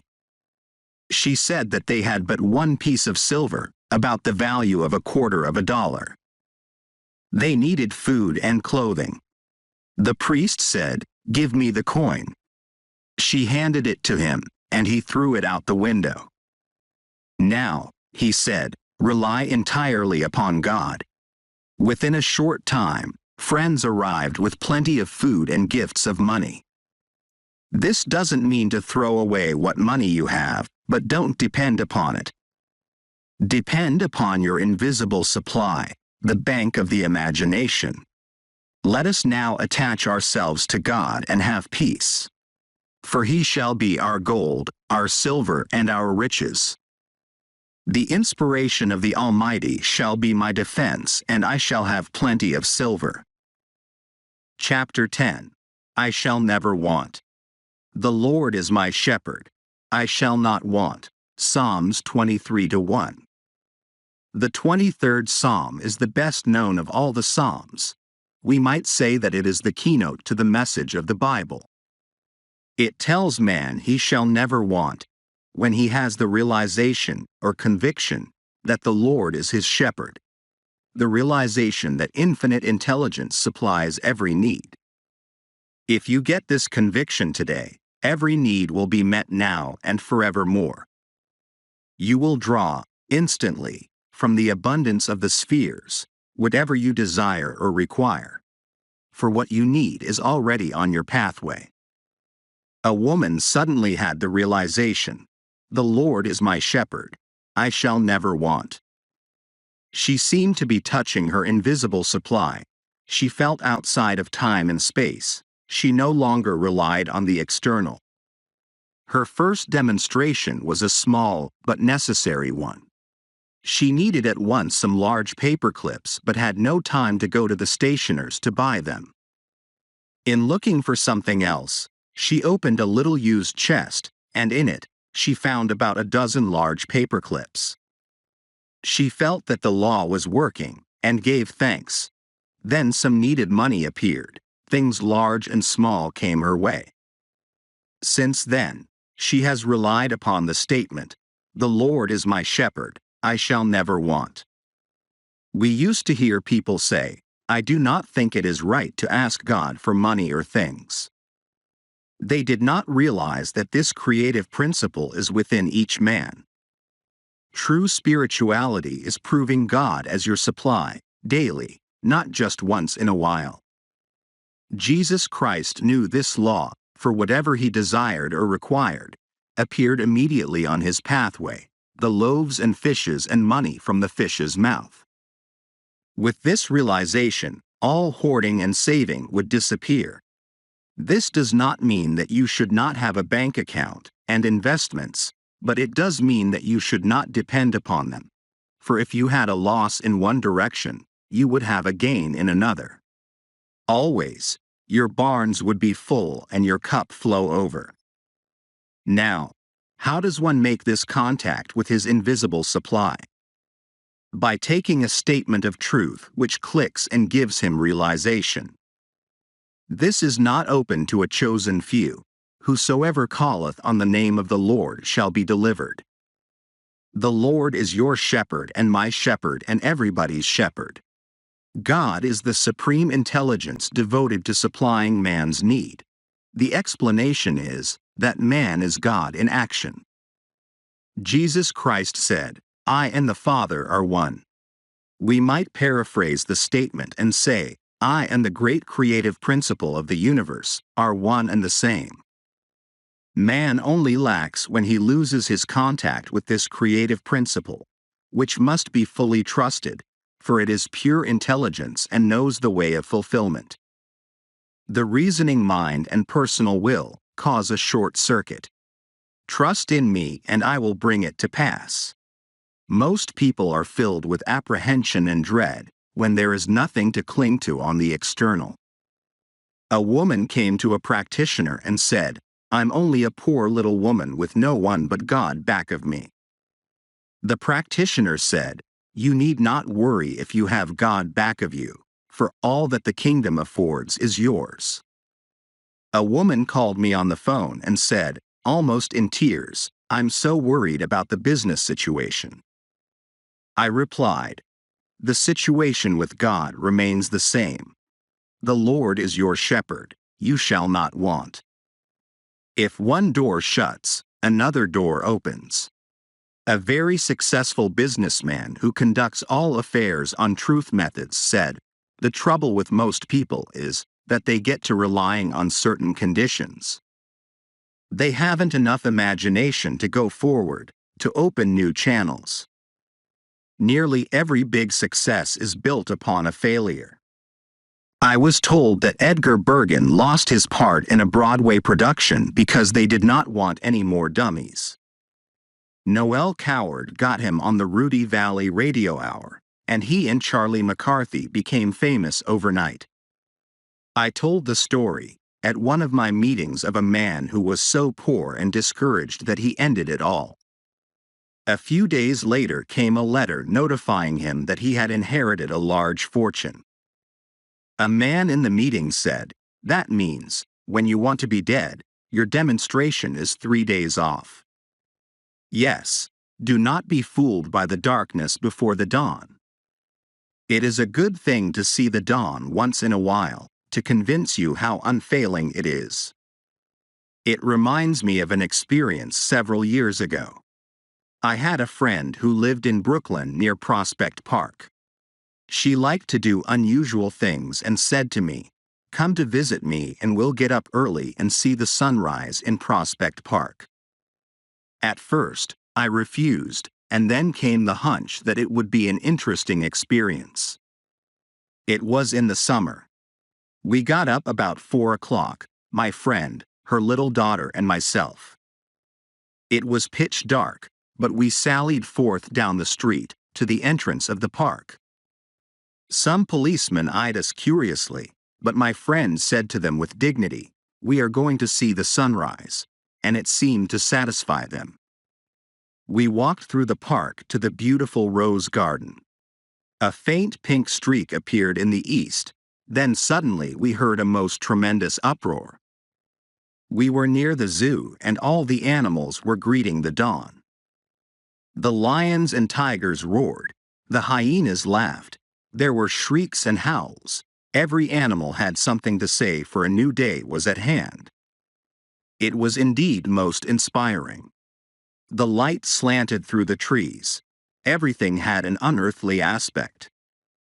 Then, as it grew lighter, our shadows were in front instead of behind us. The dawn of a new day. This is the wonderful dawn which comes to each one of us after some darkness. Your dawn of success, happiness, and abundance is sure to come.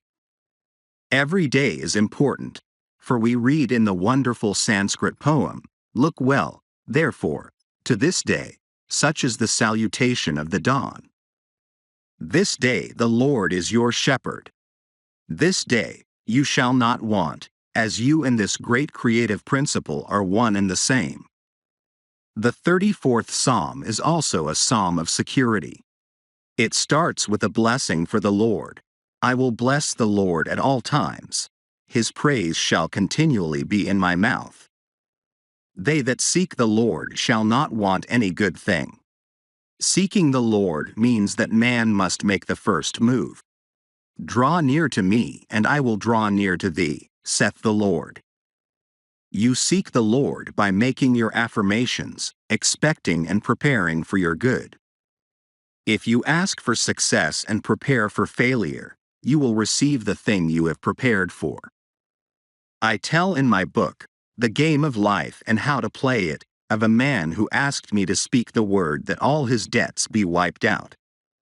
After the treatment, he said, "Now I'm thinking what I'll say to the people when I haven't the money to pay them." A treatment won't help you if you haven't faith in it, for faith and expectancy impresses the subconscious mind with the picture of fulfillment. In the 23rd Psalm we read, "He restoreth my soul." Your soul is your subconscious mind and must be restored with the right ideas. Whatever you feel deeply is impressed upon the subconscious and manifests in your affairs. If you are convinced that you are a failure, you will be a failure until you impress the subconscious with the conviction you are a success. This is done by making an affirmation which clicks. A friend in a meeting said that I had given her the statement as she was leaving the room, "The ground you are on is harvest ground." Things with her had been very dull, but this statement clicked. Harvest ground, rang in her ears. Good things immediately commenced to come to her, and happy surprises. The reason it is necessary to make an affirmation is because repetition impresses the subconscious. You cannot control your thoughts at first, but you can control your words, and Jesus Christ said, "By your words you are justified, and by your words you are condemned." Every day choose the right words, the right thoughts. The imaging faculty is the creative faculty. Out of the imaginations of the heart come the issues of life. We have all a bank we can draw upon, the bank of the imagination.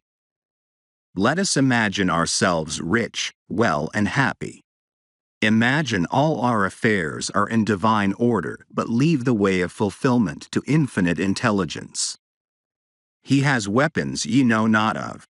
He has channels which will surprise you. One of the most important passages in the 23rd Psalm is, "Thou preparest a table before me in the presence of mine enemies." This means that even in the presence of the enemy situation, brought on by your doubts, fears, or resentments, a way out is prepared for you. The Lord is my shepherd, I shall never want. Chapter 11. Look with wonder. I will remember the works of the Lord. Surely I will remember thy wonders of old. Psalms 77-11. The words wonder and wonderful are used many times in the Bible. In the dictionary, the word wonder is defined as a cause for surprise, astonishment, a miracle, a marvel.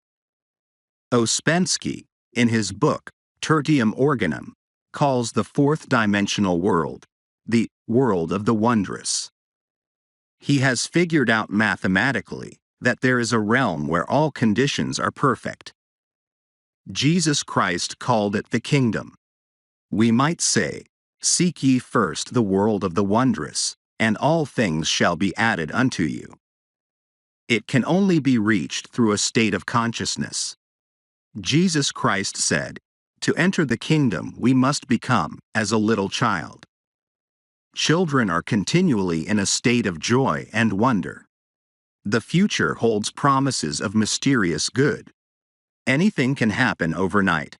Robert Louis Stevenson, in A Child's Garden of Verses, says, "The world is so full of a number of things. I'm sure we should all be as happy as kings. So let us look with wonder at that which is before us." That statement was given me a number of years ago. I mention it in my book, The Game of Life and How to Play It. I had missed an opportunity and felt that I should have been more awake to my good. The next day, I took the statement early in the morning. I look with wonder at that which is before me. At noon, the phone rang, and the proposition was put to me again. This time I grasped it. I did indeed look with wonder, for I never expected the opportunity to come to me again. A friend in one of my meetings said the other day that this statement had brought her wonderful results. It fills the consciousness with happy expectancy. Children are filled with happy expectancy until grown-up people, and unhappy experiences bring them out of the world of the wondrous. Let us look back and remember some of the gloomy ideas which were given us. Eat the speckled apples first. Don't expect too much, then you won't be disappointed. You can't have everything in this life. Childhood is your happiest time. No one knows what the future will bring. What a start in life. These are some of the impressions I picked up in early childhood. At the age of 6, I had a great sense of responsibility. Instead of looking with wonder at that which was before me, I looked with fear and suspicion. I feel much younger now than I did when I was 6. I have an early photograph taken about that time, grasping a flower, but with a careworn and hopeless expression. I had left the world of the wondrous behind me. I was now living in the world of realities, as my elders told me, and it was far from wondrous. It is a great privilege for children to live in this age, when they are taught truth from their birth. Even if they are not taught actual metaphysics, the ethers are filled with joyous expectancy. You may become a Shirley Temple or a Freddie Bartholomew or a great pianist at the age of 6 and go on a concert tour. We are all now back in the world of the wondrous, where anything can happen overnight, for when miracles do come, they come quickly. So let us become miracle conscious and prepare for miracles, expect miracles, and we are then inviting them into our lives. Maybe you need a financial miracle. There is a supply for every demand. Through active faith, the word and intuition, we release this invisible supply. I will give an example. One of my students found herself almost without funds. She needed $1,000, and she had had plenty of money at one time and beautiful possessions but had nothing left but an ermine wrap. No fur dealer would give her much for it. I spoke the word that it would be sold to the right person for the right price, or that the supply would come in some other way. It was necessary that the money manifest at once. It was no time to worry or reason. She was on the street making her affirmations. It was a stormy day. She said to herself, "I'm going to show active faith in my invisible supply by taking a taxicab." It was a very strong hunch. As she got out of the taxi, at her destination, a woman stood waiting to get in. It was an old friend, a very, very kind friend. It was the first time in her life she had ever taken a taxi, but her Rolls-Royce was out of commission that afternoon. They talked and my friend told her about the ermine wrap. "Why?" her friend said, "I will give you $1,000 for it." And that afternoon she had the check. God's ways are ingenious. His methods are sure. A student wrote me the other day that she was using that statement.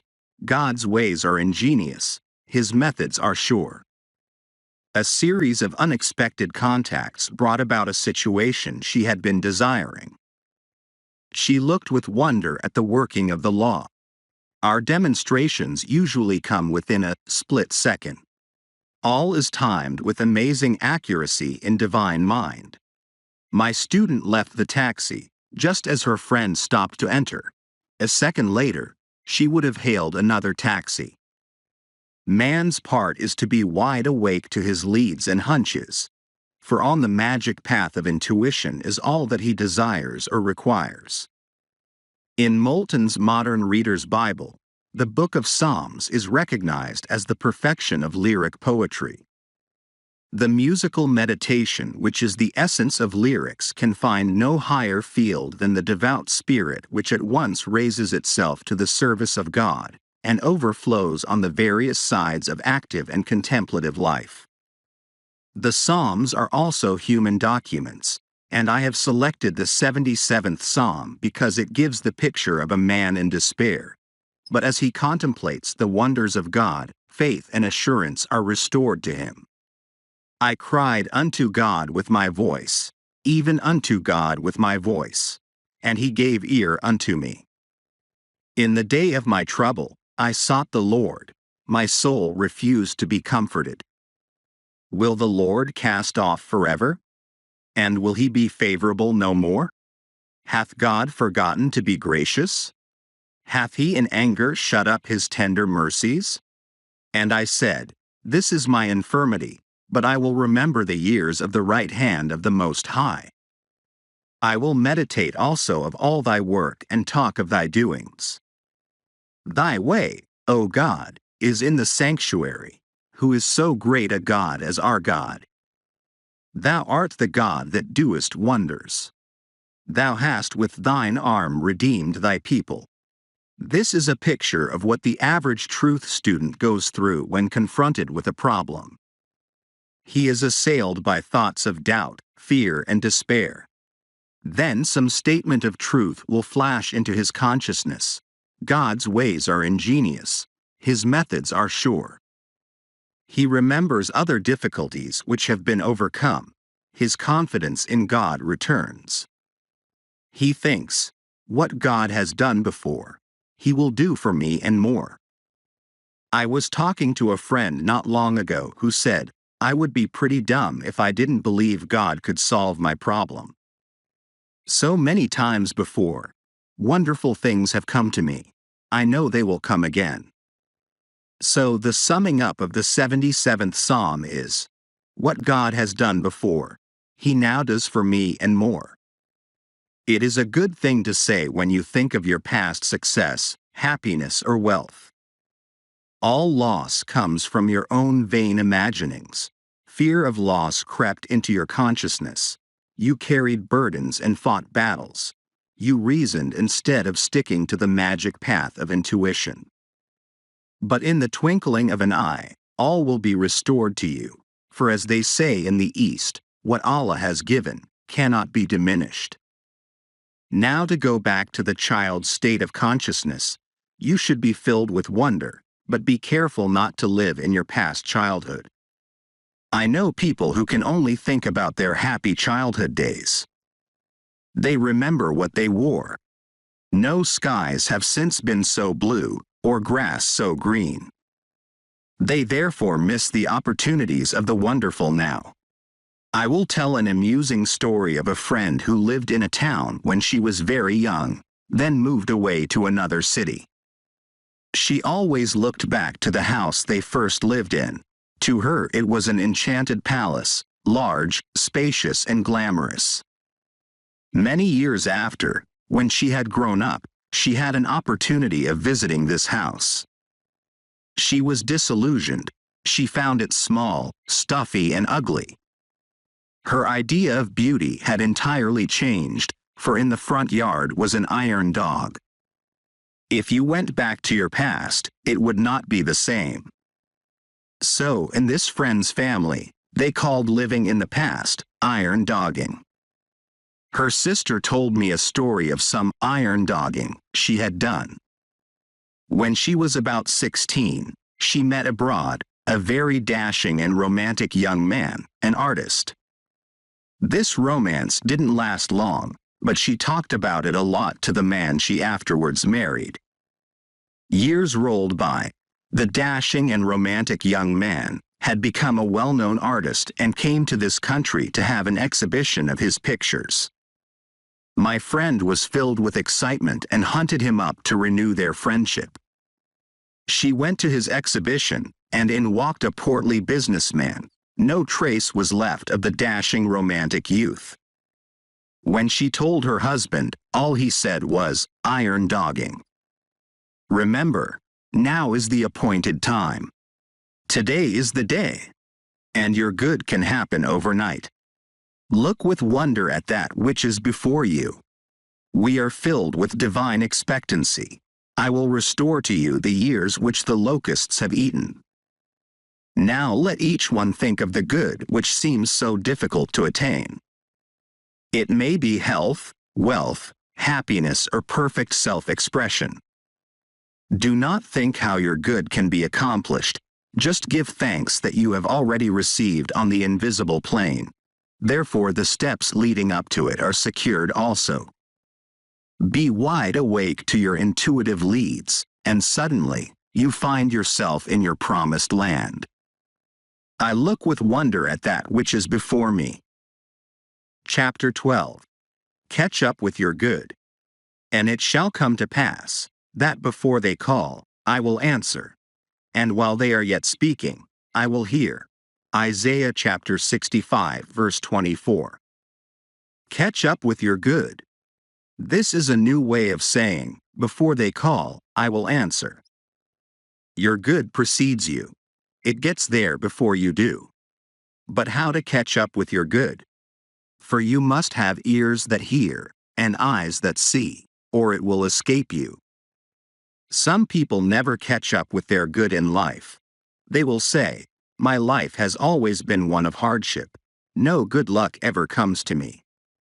They are the people who have been asleep to their opportunities, or through laziness, haven't caught up with their good. A woman told a group of friends that she had not eaten for 3 days. They dashed about asking people to give her work, but she refused it. She explained that she never got up until 12 o'clock. She liked to lie in bed and read magazines. She just wanted people to support her while she read Vogue and Harper's Bazaar. We must be careful not to slip into lazy states of mind. Take the affirmation, I am wide awake to my good. I never miss a trick. Most people are only half awake to their good. A student said to me, if I don't follow my hunches, I always get into a jam.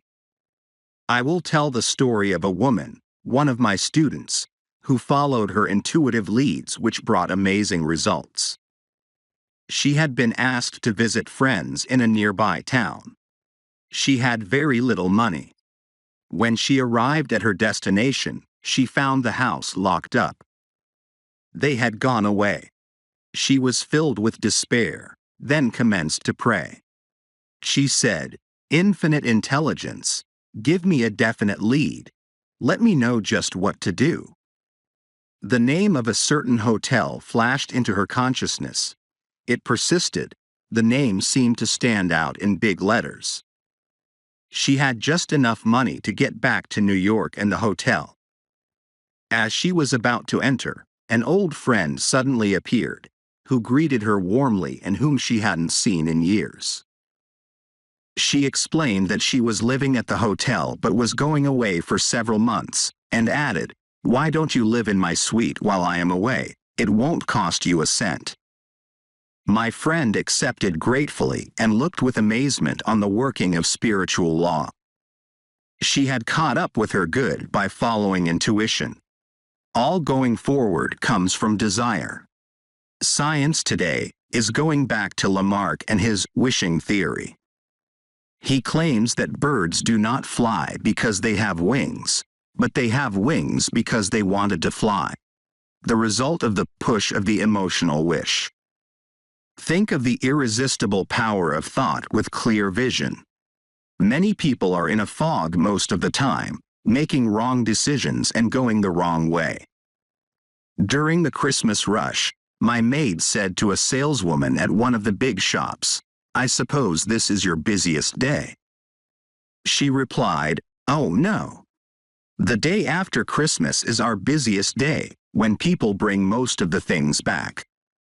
Hundreds of people choosing the wrong gifts because they were not listening to their intuitive leads. No matter what you are doing, ask for guidance. It saves time and energy and often a lifetime of misery. All suffering comes from the violation of intuition. Unless intuition builds the house, they labor in vain who build it. Get the habit of hunching, then you will always be on the magic path. And it shall come to pass, that before they call, I will answer, and while they are yet speaking, I will hear. Working with spiritual law, we are bringing to pass that which already is. In the universal mind, it is there as an idea, but is crystallized on the external by a sincere desire. The idea of a bird was a perfect picture in divine mind. The fish caught the idea and wished themselves into birds. Are your desires bringing you wings? We should all be bringing some seemingly impossible thing to pass. One of my affirmations is, "The unexpected happens, my seemingly impossible good now comes to pass." Do not magnify obstacles, magnify the Lord. That means, magnify God's power. The average person will dwell on all the obstacles and hindrances which are there to prevent his good coming to pass. You combine with what you notice. So if you give obstacles and hindrances your undivided attention, they grow worse and worse. Give God your undivided attention. Keep saying silently, in the face of obstacles, God's ways are ingenious, His methods are sure. God's power is invincible, though invisible. Call unto me, and I will answer thee, and show thee great and mighty things which thou knowest not. In demonstrating our good, we must look away from adverse appearances, judge not by appearances. Get some statement which will give you a feeling of assurance. The long arm of God reaches out over people and conditions, controlling the situation and protecting my interests. I was asked to speak the word for a man who was to have a business interview with a seemingly unscrupulous person. I used the statement, and rightness and justice came out of the situation, at just the exact time I was speaking. We have all heard the quotation from Proverbs, "Hope deferred maketh the heart grow sick, but when the desire cometh, it is a tree of life." In desiring sincerely, without anxiety, we are catching up with the thing desired, and the desire becomes crystallized on the external. I will give to you the righteous desire of your heart. Selfish desires, desires which harm others, always return to harm the sender. The righteous desire might be called an echo from the infinite. It is already a perfect idea in divine mind. All inventors catch up with the ideas of the articles they invent. I say in my book, The Game of Life and How to Play It, the telephone was seeking Bell. Often two people discover the same inventions at the same time. They have tuned in with the same idea. The most important thing in life is to bring the divine plan to pass. Just as the picture of the oak is in the acorn, the divine design of your life is in your superconscious mind, and you must work out the perfect pattern in your affairs. You will then lead a magic life, for in the divine design, all conditions are permanently perfect. People defy the divine design when they are asleep to their good. Perhaps the woman who liked to lie in bed most of the day and read magazines should be writing for magazines, but her habits of laziness dulled all desire to go forward. The fishes who desired wings were alert and alive. They did not spend their days on the bed of the ocean, reading Vogue and Harper's Bazaar. Awake thou that sleepeth, and catch up with your good. Call on me, and I will answer thee, and show thee great and mighty things, which thou knowest not. I now catch up with my good, for before I called, I was answered. Chapter 13, Rivers in the Desert. Behold, I will do a new thing. Now it shall spring forth. Shall ye not know it? I will even make a way in the wilderness, and rivers in the desert. Isaiah chapter 43 verse 19. In this 43rd chapter of Isaiah are many wonderful statements, showing the irresistible power of supreme intelligence, coming to man's rescue in times of trouble. No matter how impossible the situation seems, infinite intelligence knows the way out. Working with God power, man becomes unconditioned and absolute.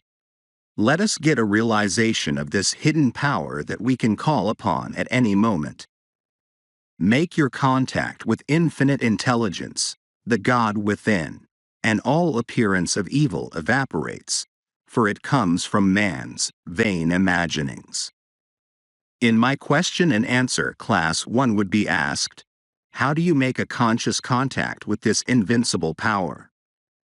In reply, by your word. By your word you are justified.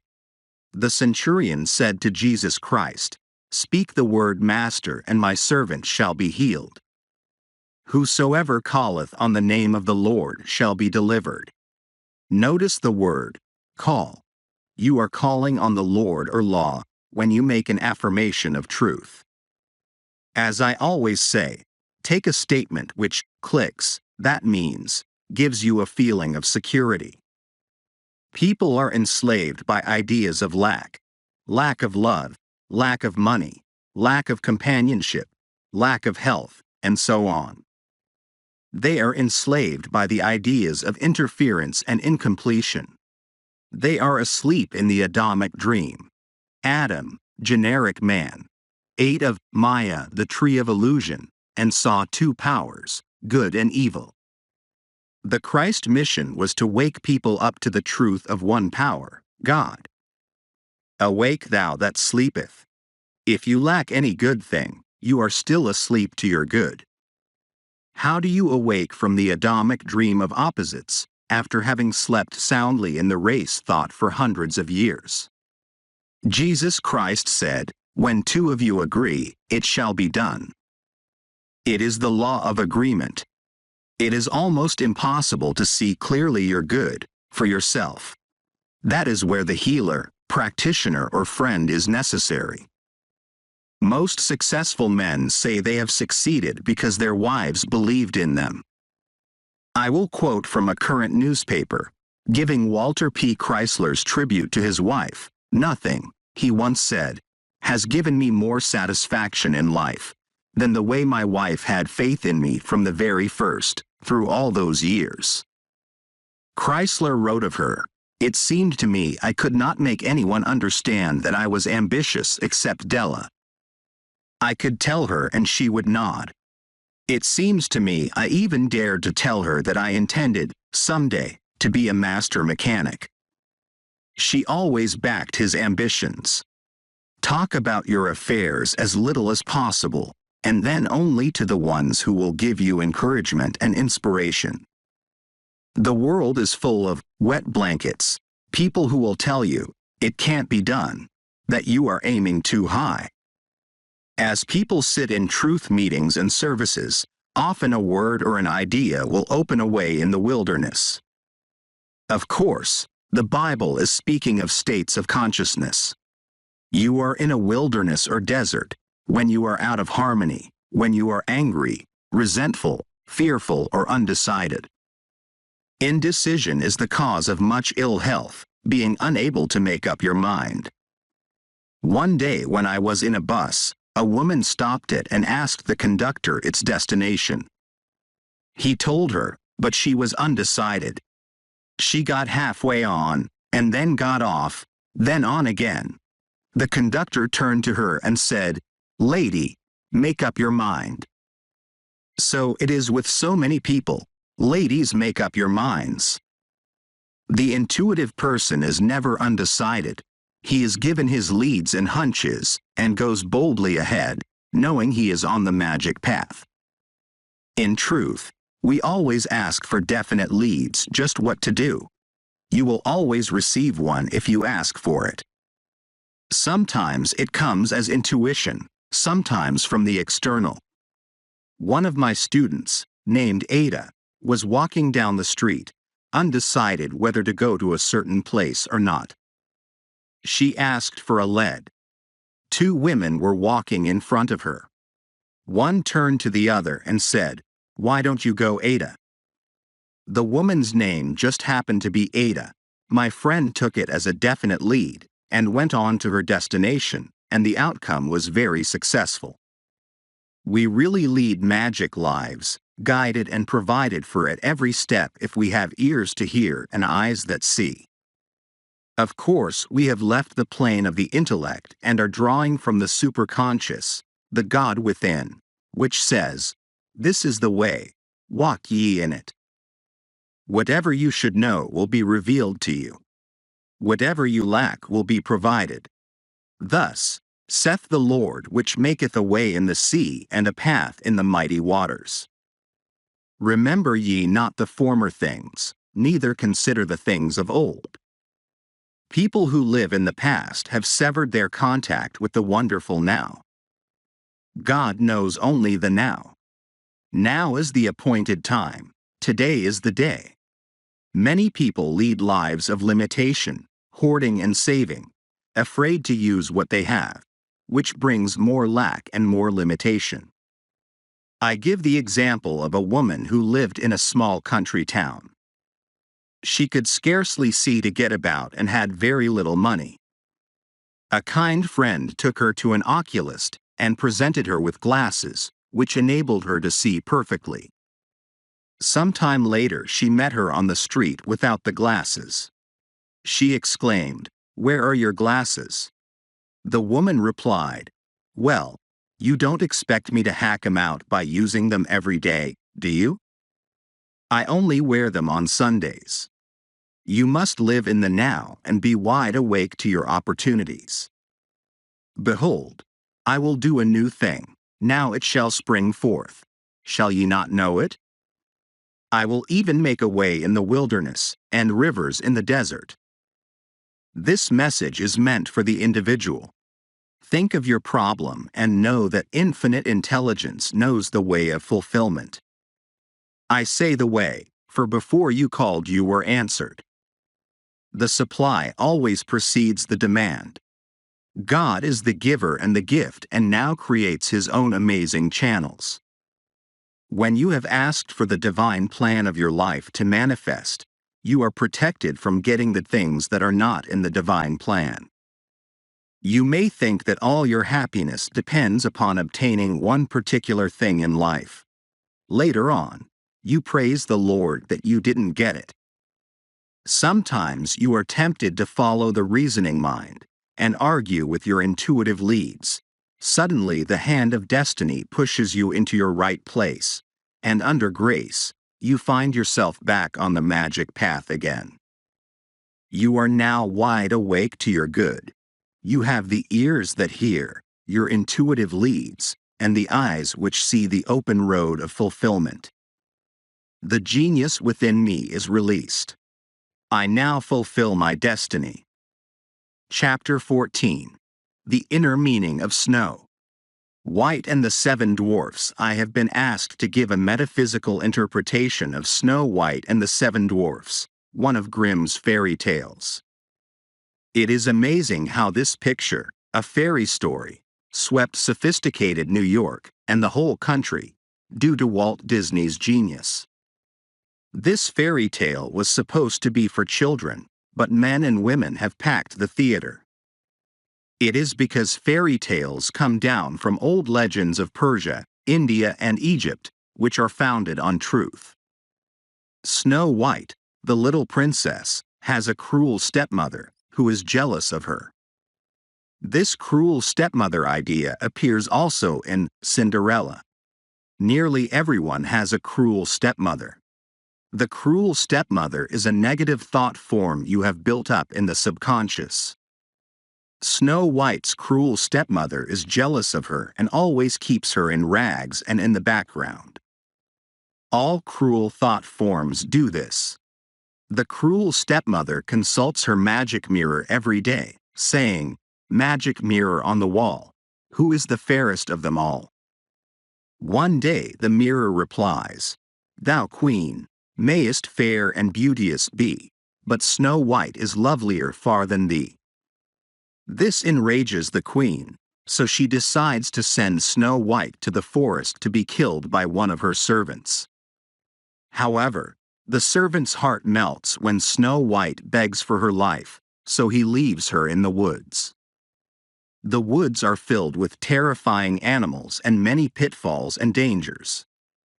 She falls in terror to the ground, and while there, a most unusual spectacle presents itself. Scores of the most delightful little animals and birds creep up and surround her. Rabbits, squirrels, deer, beavers, raccoons, etc. She opens her eyes and greets them with pleasure. They are so friendly and attractive. She tells her story and they lead her to a little house which she makes her home. Now, these friendly birds and animals symbolize our intuitive leads or hunches, which are always ready to get you out of the woods. The little house proves to be the home of the 7 dwarfs. Everything is in disorder, so Snow White and her animal friends begin to clean the house. The squirrels dust with their tails, the birds hang things up, using the little deer's horns for a hat rack. When the 7 dwarfs come home from their work of digging gold, they discover the change and at last find Snow White asleep on one of the beds. In the morning she tells her story, remains with them to keep house and cook their meals, and is very happy. The 7 dwarfs symbolize the protective forces all about us. In the meantime, the cruel stepmother consults her mirror and it says to her, "Over the hills in the green wood shade, where the 7 dwarfs their dwelling have made, there Snow White is hiding her head, and she is lovelier far, O queen, than thee." This infuriates the queen. So she starts off disguised as an old hag, with a poisoned apple for Snow White. She finds her in the house of the 7 dwarfs and tempts her with the big, red luscious apple.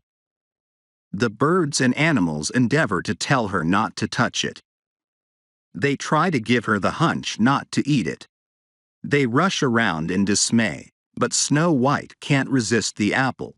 She takes one bite and falls, apparently dead. Now all the little birds and animals rush off to bring the 7 dwarfs to the rescue. But too late, Snow White lies lifeless. They all bow their little heads in grief. Then suddenly the prince appears, kisses Snow White, and she comes to life. They are married and live happily ever after. The queen, the cruel stepmother, is swept away by a terrific storm. The old thought form is dissolved and dissipated forever. The prince symbolizes the divine plan of your life. When it wakes you up, you live happily ever after. This is the fairy story which has enthralled New York and the whole country. Find out what form of tyranny your cruel stepmother is taking in your subconscious. It is some negative conviction which works out in all your affairs. We hear people saying, "My good always comes to me too late. I've lost so many opportunities." We must reverse the thought and say repeatedly, "I am wide awake to my good, I never miss a trick." We must drown out the dreary suggestions of the cruel stepmother. Eternal vigilance is the price of freedom from these negative thought forms. Nothing can hinder, nothing can delay the manifestation of the divine plan of my life. The light of lights streams on my pathway, revealing the open road of fulfillment.